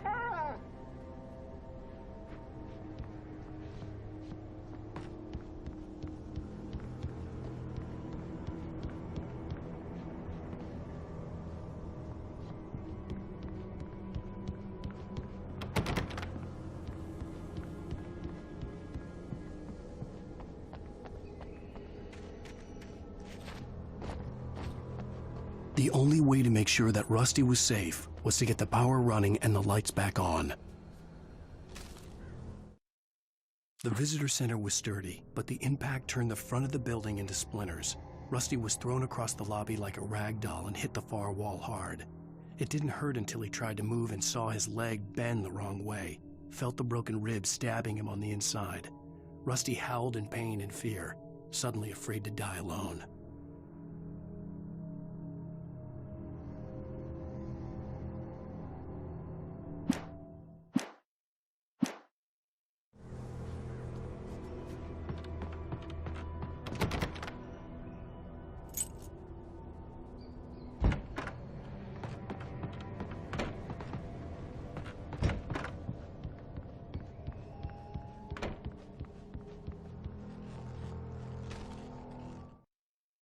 At the last instant, I changed direction and threw myself down. The axe splintered the trunk of a tree. I stumbled into the pool of bright light. My lungs burned. I was too exhausted to move. I tensed as I waited for the killing blow, but it never came. I raised my head. Nothing moved in the darkness beyond. For the moment, bathed in the cold light, I was safe.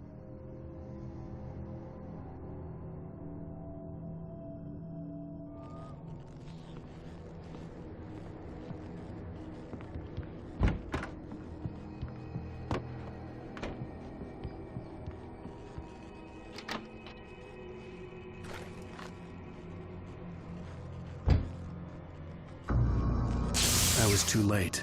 Someone had destroyed the circuit breaker. There was no way to get the lights back on.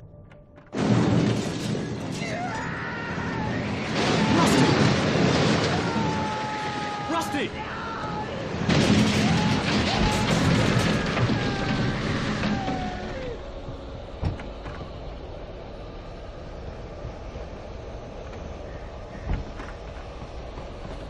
The ground was covered with oily patches that looked like liquid darkness.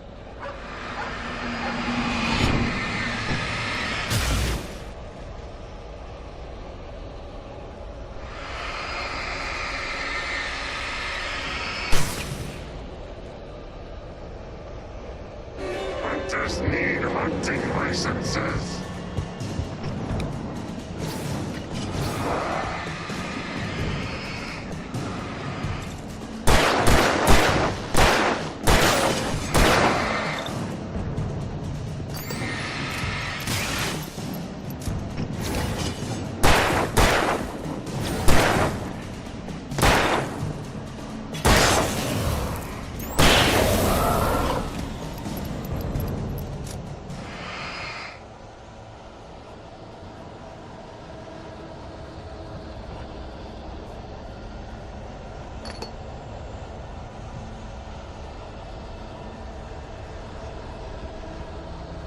Something had torn a mammoth-sized hole in the wall.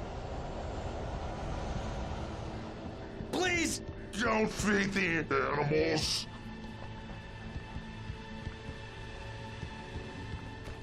Fishing is only permitted for those visitors who purchase a fishing license. Obey the park ranger's instructions at all times. Rusty? Rusty, no! Never approach closer than 100 yards.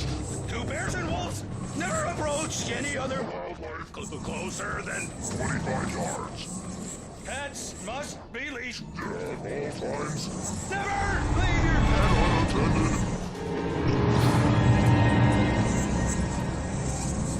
It is against the law to remove any natural objects or historical artifacts from the park.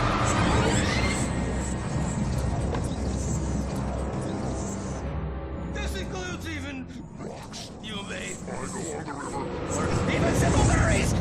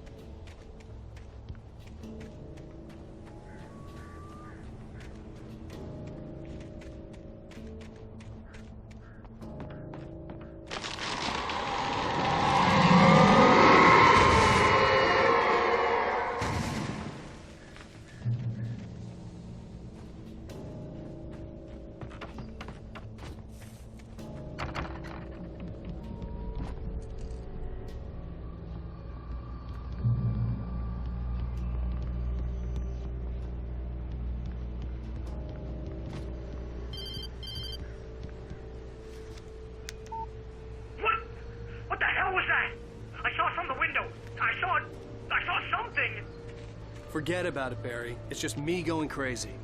Oh, jeez. Oh, jeez. You're not crazy. I wish you were crazy, but you're not crazy. Ow, be careful. Stay in the cabin. Don't open the door for anyone. I mean it.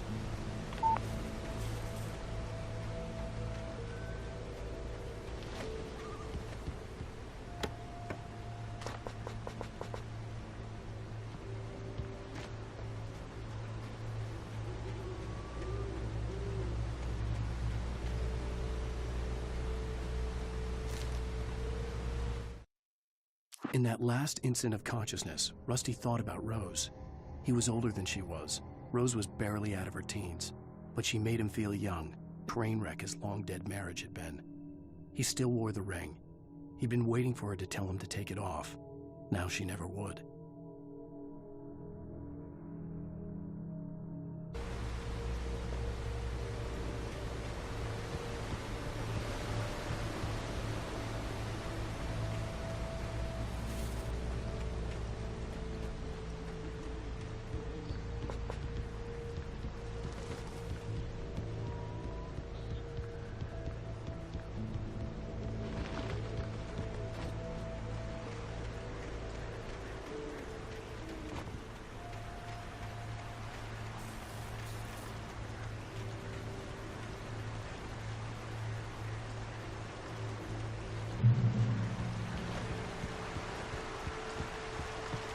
Lover's Peak was at the far end of the nature trail.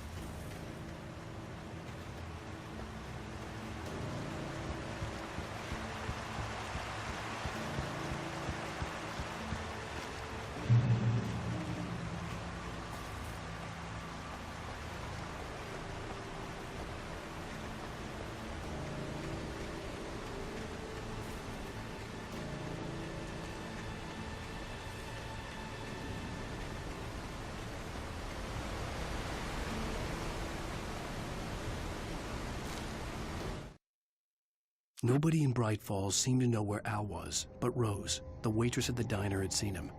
From what Barry could tell, Al pretty much fell off the face of the earth when he left the diner. Rose was just the kind of fan that Al hated, but she really tried to help. She was smart too, knew a lot about what was going on in the town, knew a lot about Al, even knew who Barry was. Barry liked her. That was no big surprise. When it came to women, Barry and Al rarely saw eye to eye.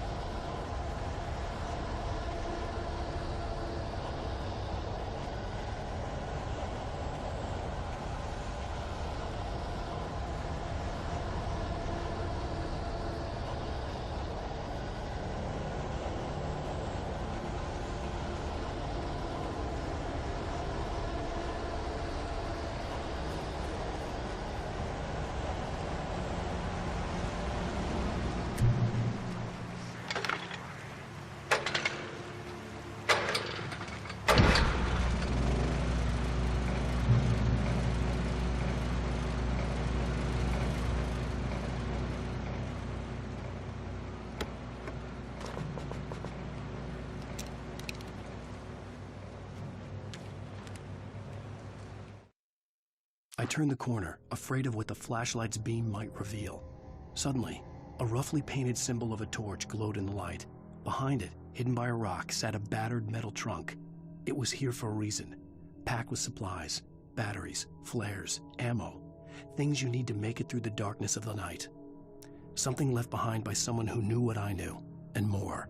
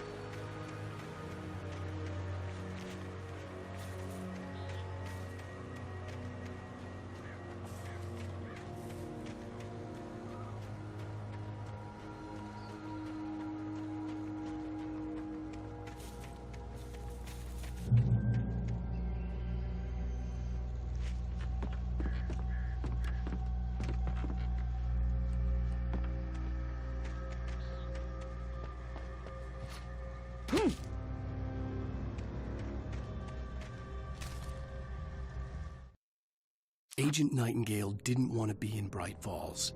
These little communities revolted him, and he didn't like the trees or the coffee. He now knew that impossible horrors lurked behind the storefronts and smiles. He desperately wanted to turn the car around and just drive until he passed out or ran out of road and booze. But he had a job to do. He had a rider to catch, at any cost.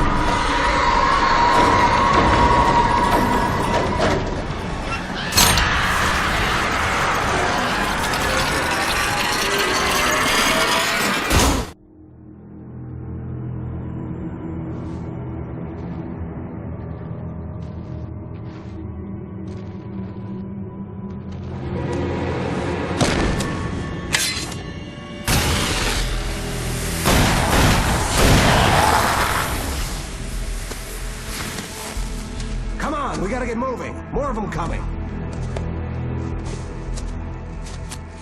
That flashlight's kid stuff. The flares will keep the bastards away.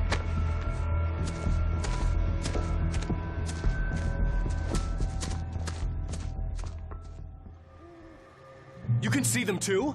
Hell, of course I see them. Come on, we gotta move. Why? Because that's the way the story goes. Yeah, but... Let's move! I lost my gun back there. Oh, I've got a gun. Just keep that light steady on him. It took a moment, but then I recognized him. He'd been on the ferry when I first arrived here with Alice. He knew my name. We were headed in the direction of Lover's Peak. There was no way this was a coincidence. He was the kidnapper. Come on, Wake! You better keep up. You set him up, and I'll knock him down, Wake.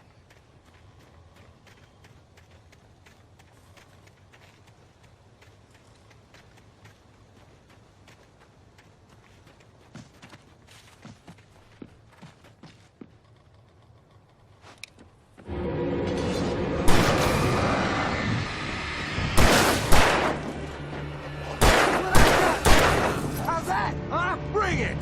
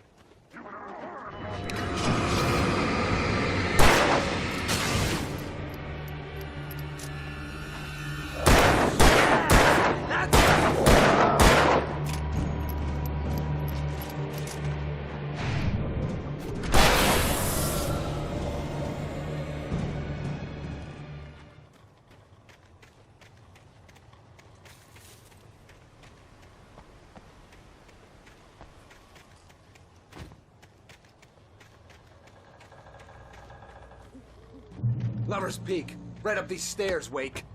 Use the flares from the emergency box to hold them off while I get these boards off. Give me the gun. Yeah, no can do, Wake. Are you kidding? Give me the gun! No time for back talk. Hold them off, damn it!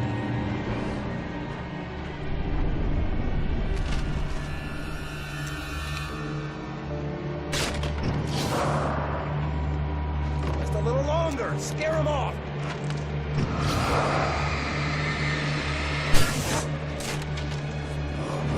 Get some light on those bastards. That'll keep them off us.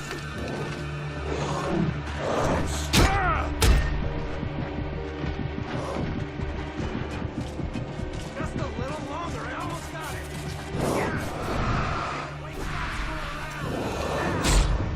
Can't work with a goddamn dance in my skull, you idiot.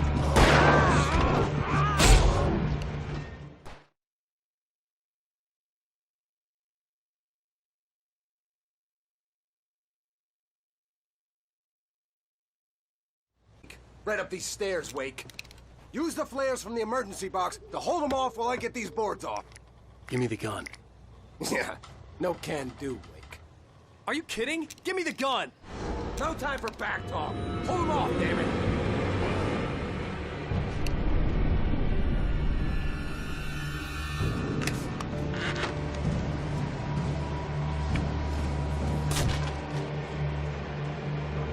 Just a little longer. Scare them off.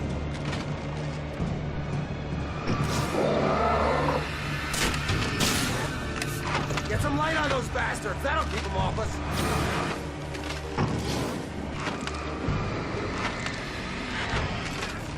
Just a little longer. I almost got it. Okay, it's over. Move it or lose it.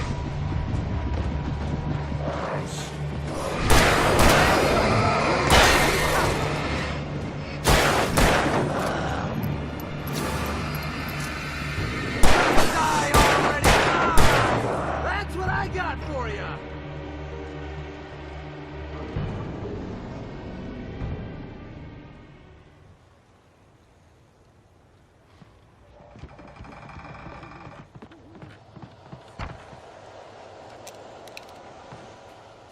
Better get ready. They'll be on us soon.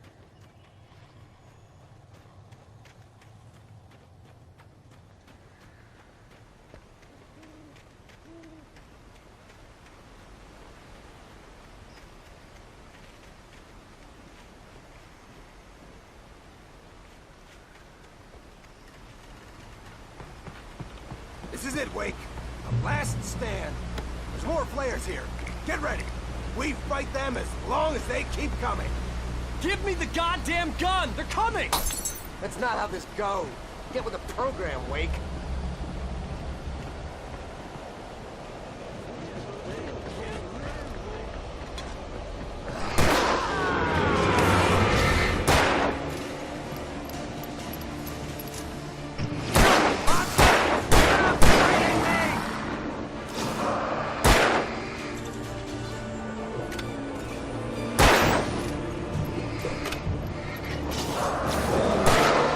Like that, boy? Huh?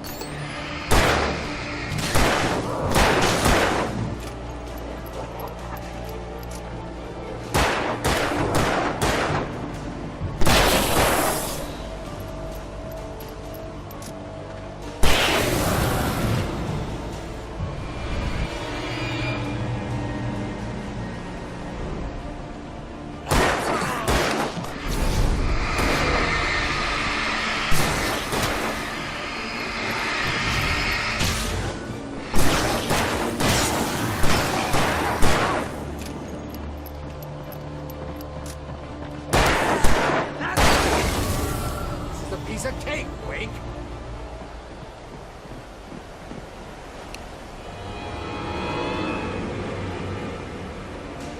That's right.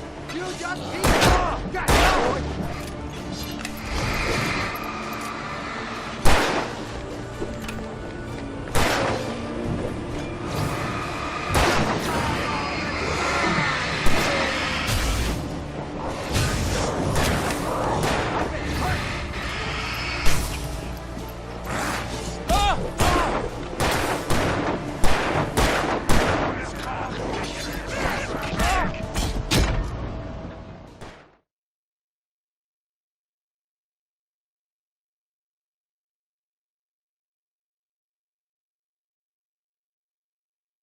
Last stand. There's more flares here. Get ready. We fight them as long as they keep coming. Give me the goddamn gun! They're coming! That's not how this goes. Get with the program, Wake.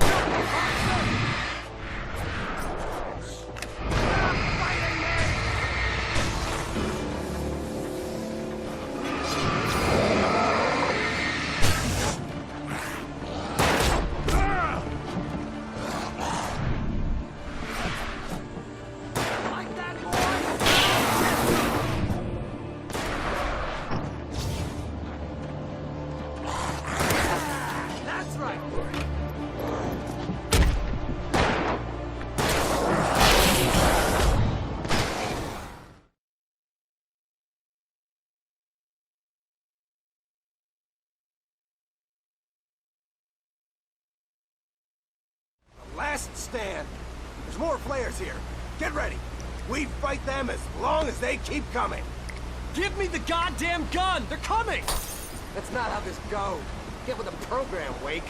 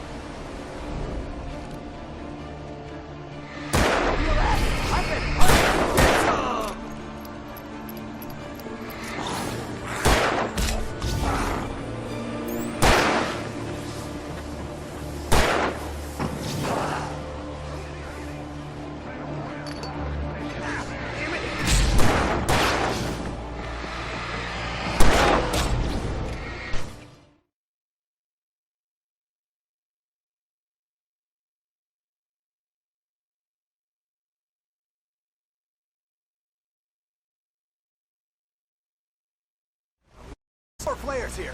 Get ready. We fight them as long as they keep coming. Give me the goddamn gun! They're coming! That's not how this goes. Get with the program, Wake.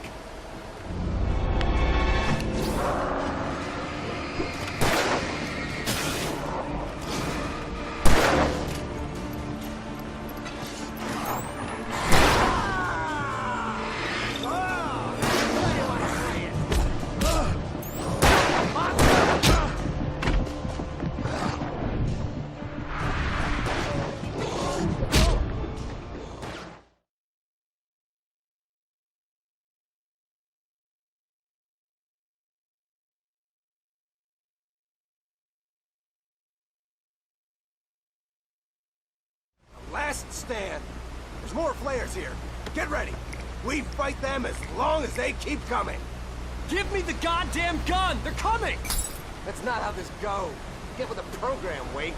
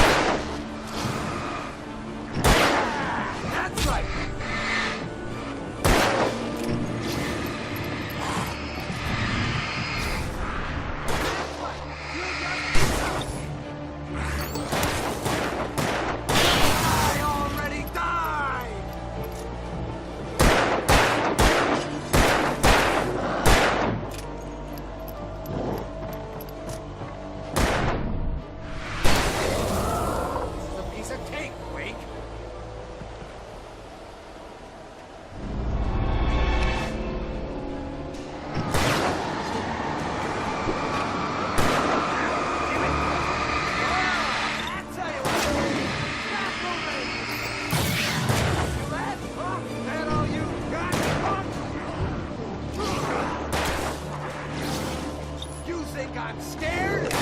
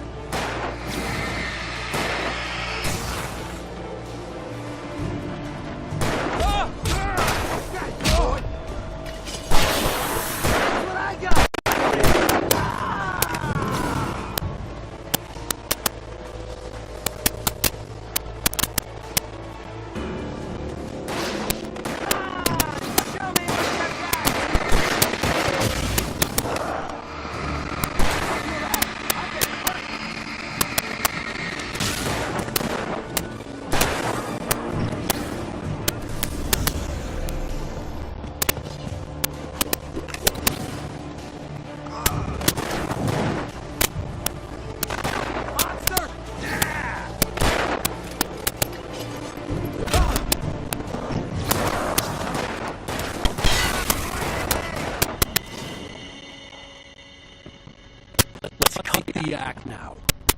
Where's my wife? I knew you were going to say that. I read it all before.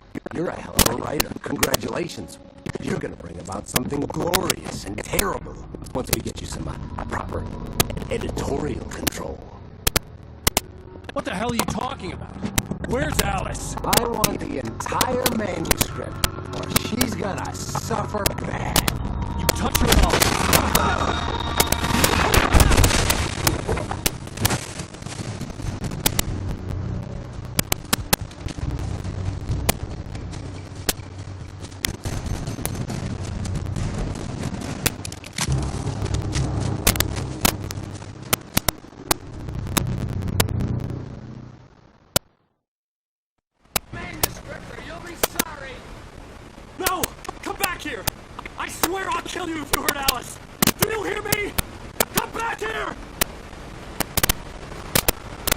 He had Alice, and he wanted the manuscript because he thought it held some magical power, but I had no manuscript to give him. I had to get back to Barry and figure out my next move.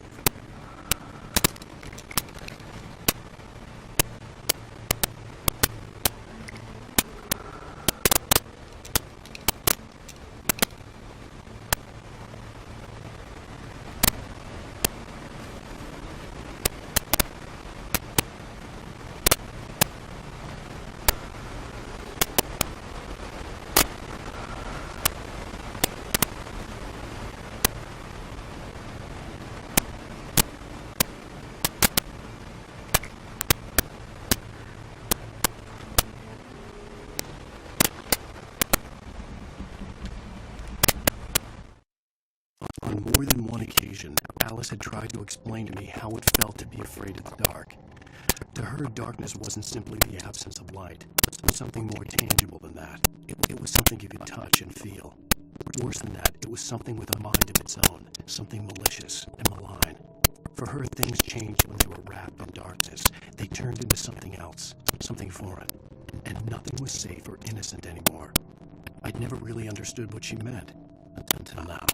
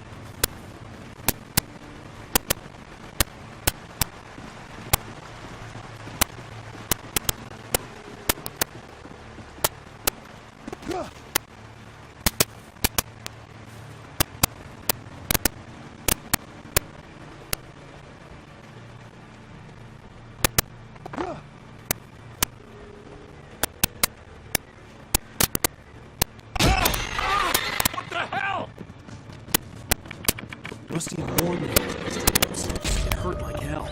I was stuck.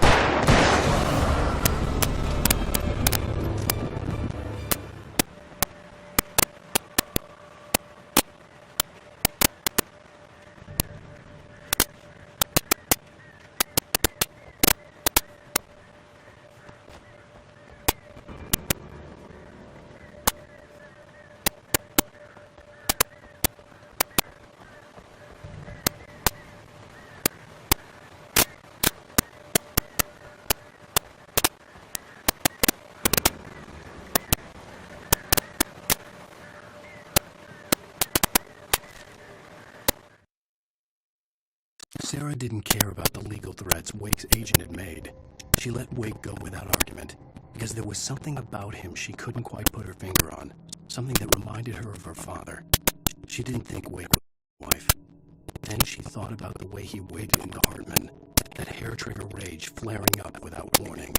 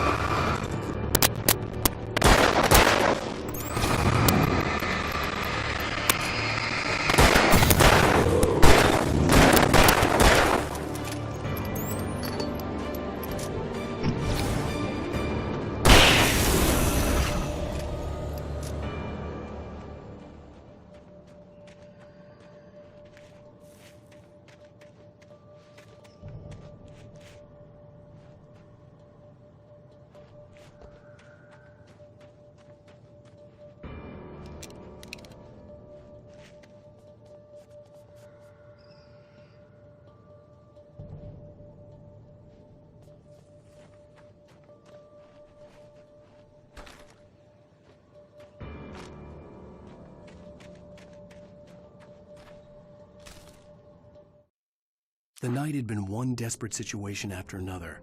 I was exhausted, and my body felt as though it had been chewed up and spat out. The flashlight was heavy in my hand, and each pull of the trigger sent a painful shock up my arm. But I was finally out of the woods, and things were looking up. That's when I heard the chainsaw.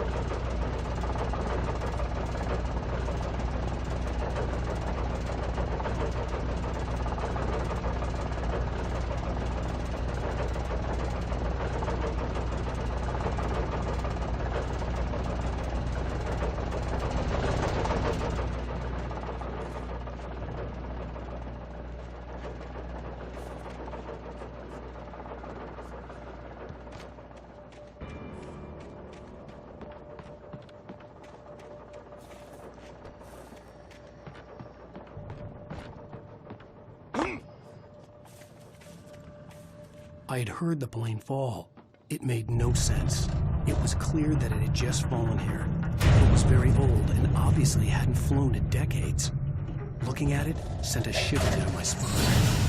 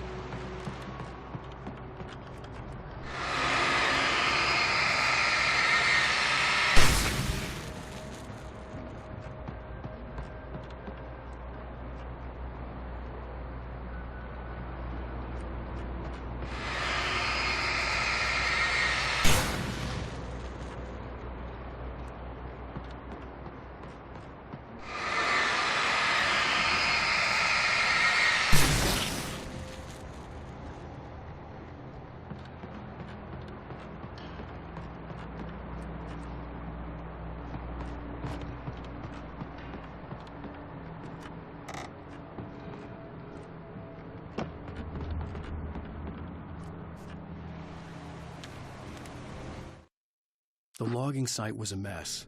The modular office had been pushed off the cliff. Deputy Thornton climbed up from the wreckage excited, breathing hard from the exertion. Nobody there. It's weird. Don't you think that's weird? Bored, Mulligan let out a mighty snort. Hell, it's always weird, Thornton. Just a question of sorting out what kind of weird it is this time around.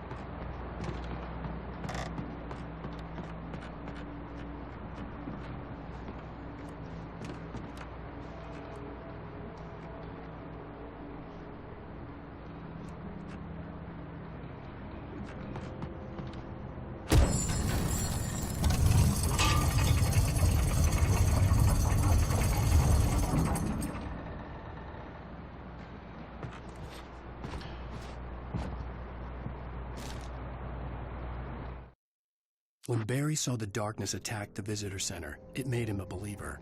The men Al said he'd shot, they hadn't been just locals on crank. Somehow the world had changed. All had been switched without warning. You think you're watching a sitcom, and you're really watching a horror show. When the birds started attacking the cabin, Barry wasn't surprised, just terrified.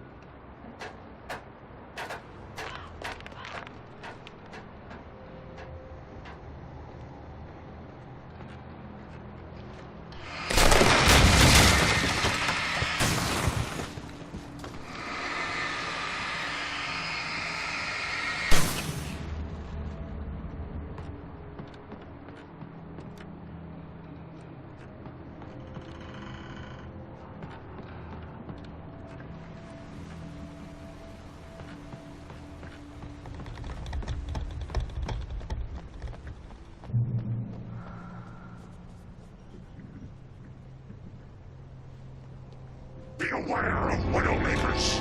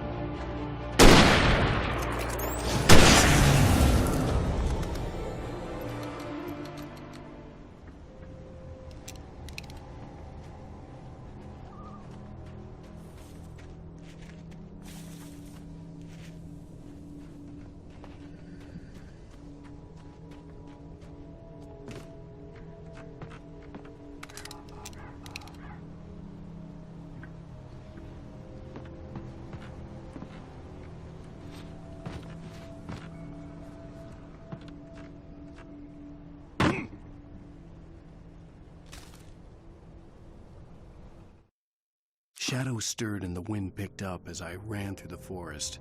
I felt the dark presence turning its gaze toward me. Then the moonlight was blotted out by dark shadows that raced across the ground, moving too swiftly to be natural. Darkness gathered between the trees and melted again to reveal the taken. No natural path had brought them here.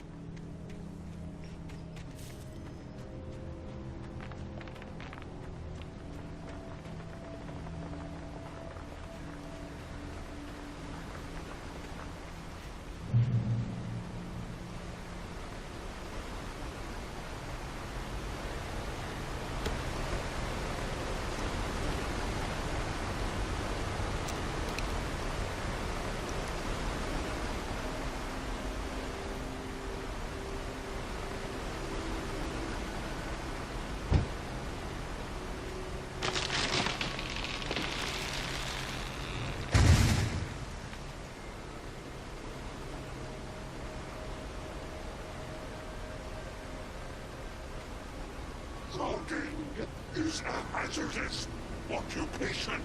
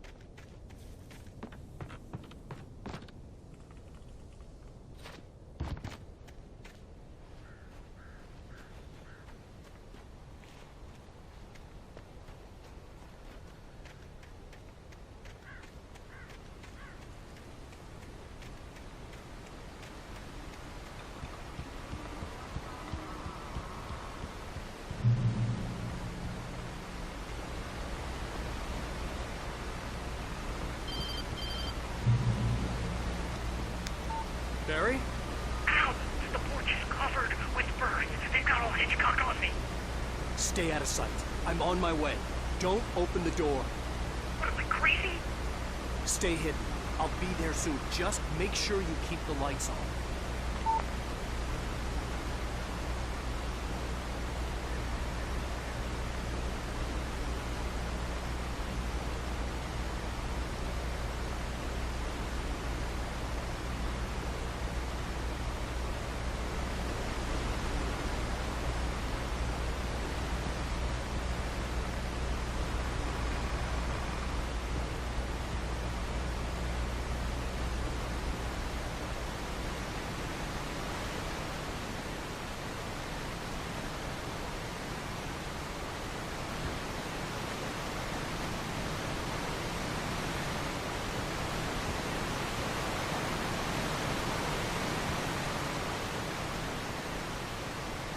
I still had to reach Barry at the cabin, but at least I was out of the woods.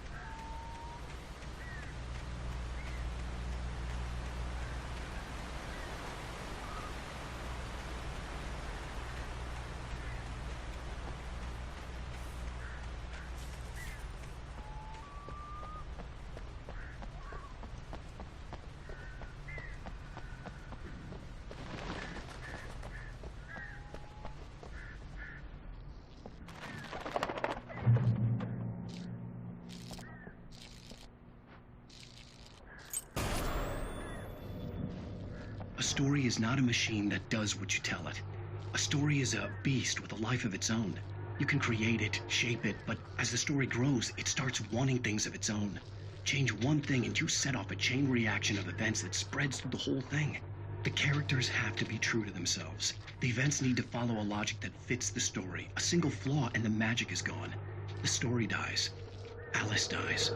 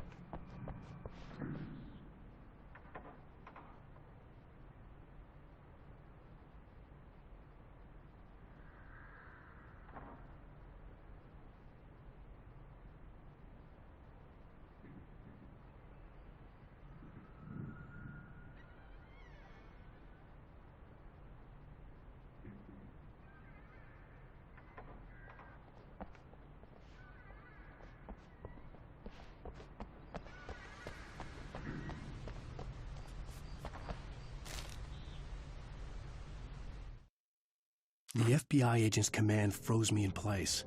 I considered surrender. It was all falling apart anyway. I could give in, let someone else deal with it, but it felt all wrong. Call it instinct, his posture, the way he held the gun. He was no friend. Shots ringing in my ears, I leaped for the hole in the fence and stumbled into the darkness beyond.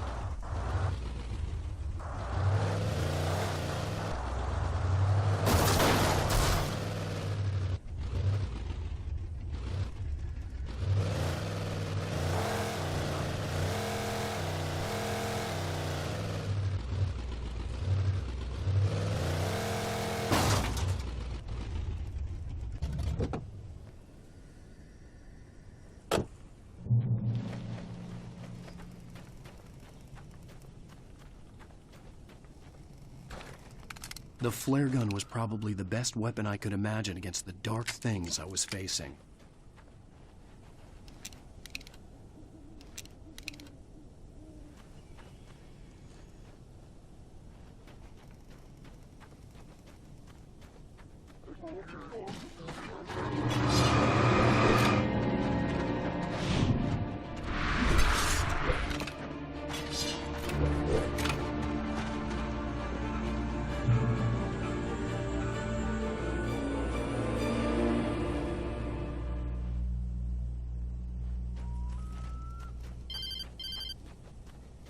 It was the kidnapper.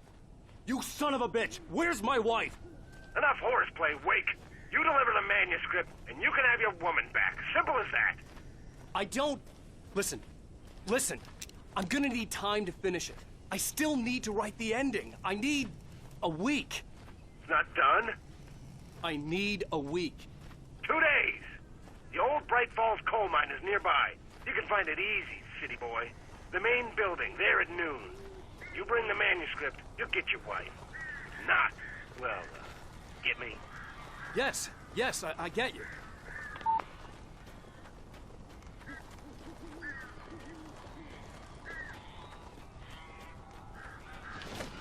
Barry had talked about birds over the phone.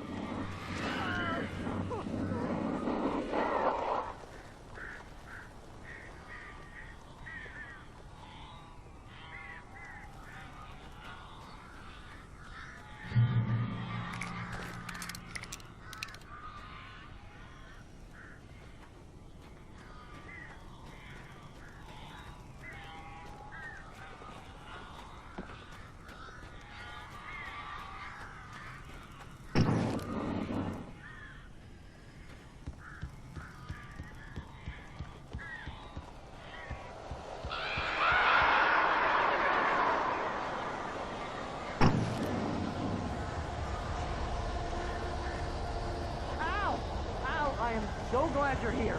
A couple of them got in here before I blocked the chimney. This isn't normal. These birds are weird.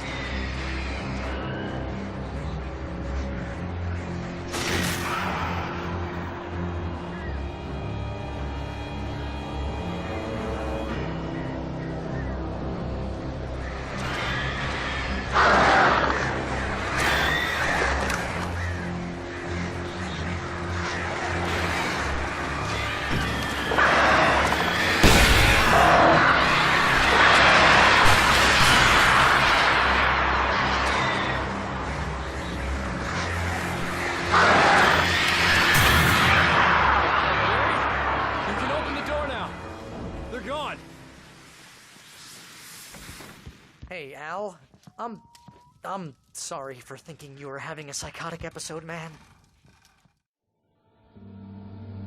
I sent Barry to the town to ask around about a man fitting the kidnapper's description. He'd go through the archives of the local paper. Perhaps he could learn something. Anything about the island and the cabin that had disappeared. The man wanted a manuscript. I had to try to write him one to get Alice back.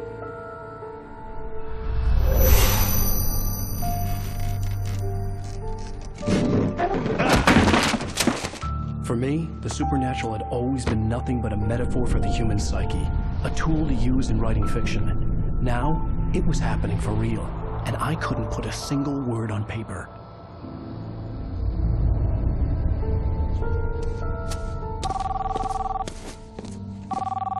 Barry Wheeler speaking. This is Rose. Rose? I found Mr. Wake's pages. Oh, you sweet, brilliant girl. Could you and Mr. Wake come get them? I live in the trailer park outside the town. We'll be there in less than an hour. I know. See you soon. Have a great day. Hope you come back soon. Welcome to the old dear diner. Good girl.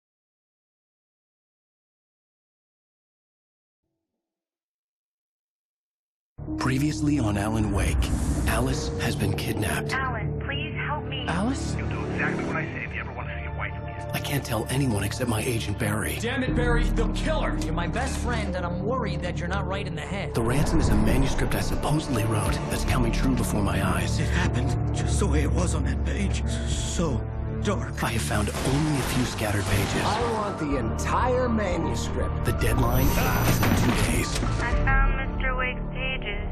Good girl. How the hell did she get her hands on the manuscript anyway? I don't know. She's resourceful. I told you were too hard on her. Listen, I found out all sorts of interesting stuff while I was digging around. Yeah. Mr. Wake, it's Sheriff Breaker. We have an FBI agent here, Agent Nightingale. FBI? He's anxious to see you. You'd better come to the station. Okay, I'll be right over, Sheriff. Let's make this quick, huh? Help you folks? Name's Randolph. I'm the manager. We're looking for Rose. Works as a waitress down at the diner. Rose, sure. Nice girl. Who wants to know? I'm Alan Wake. The writer, huh? I heard on the radio you were visiting. Well, I'll show you her trailer. That Rose, she's a nice girl. Always pays her rent on time. As I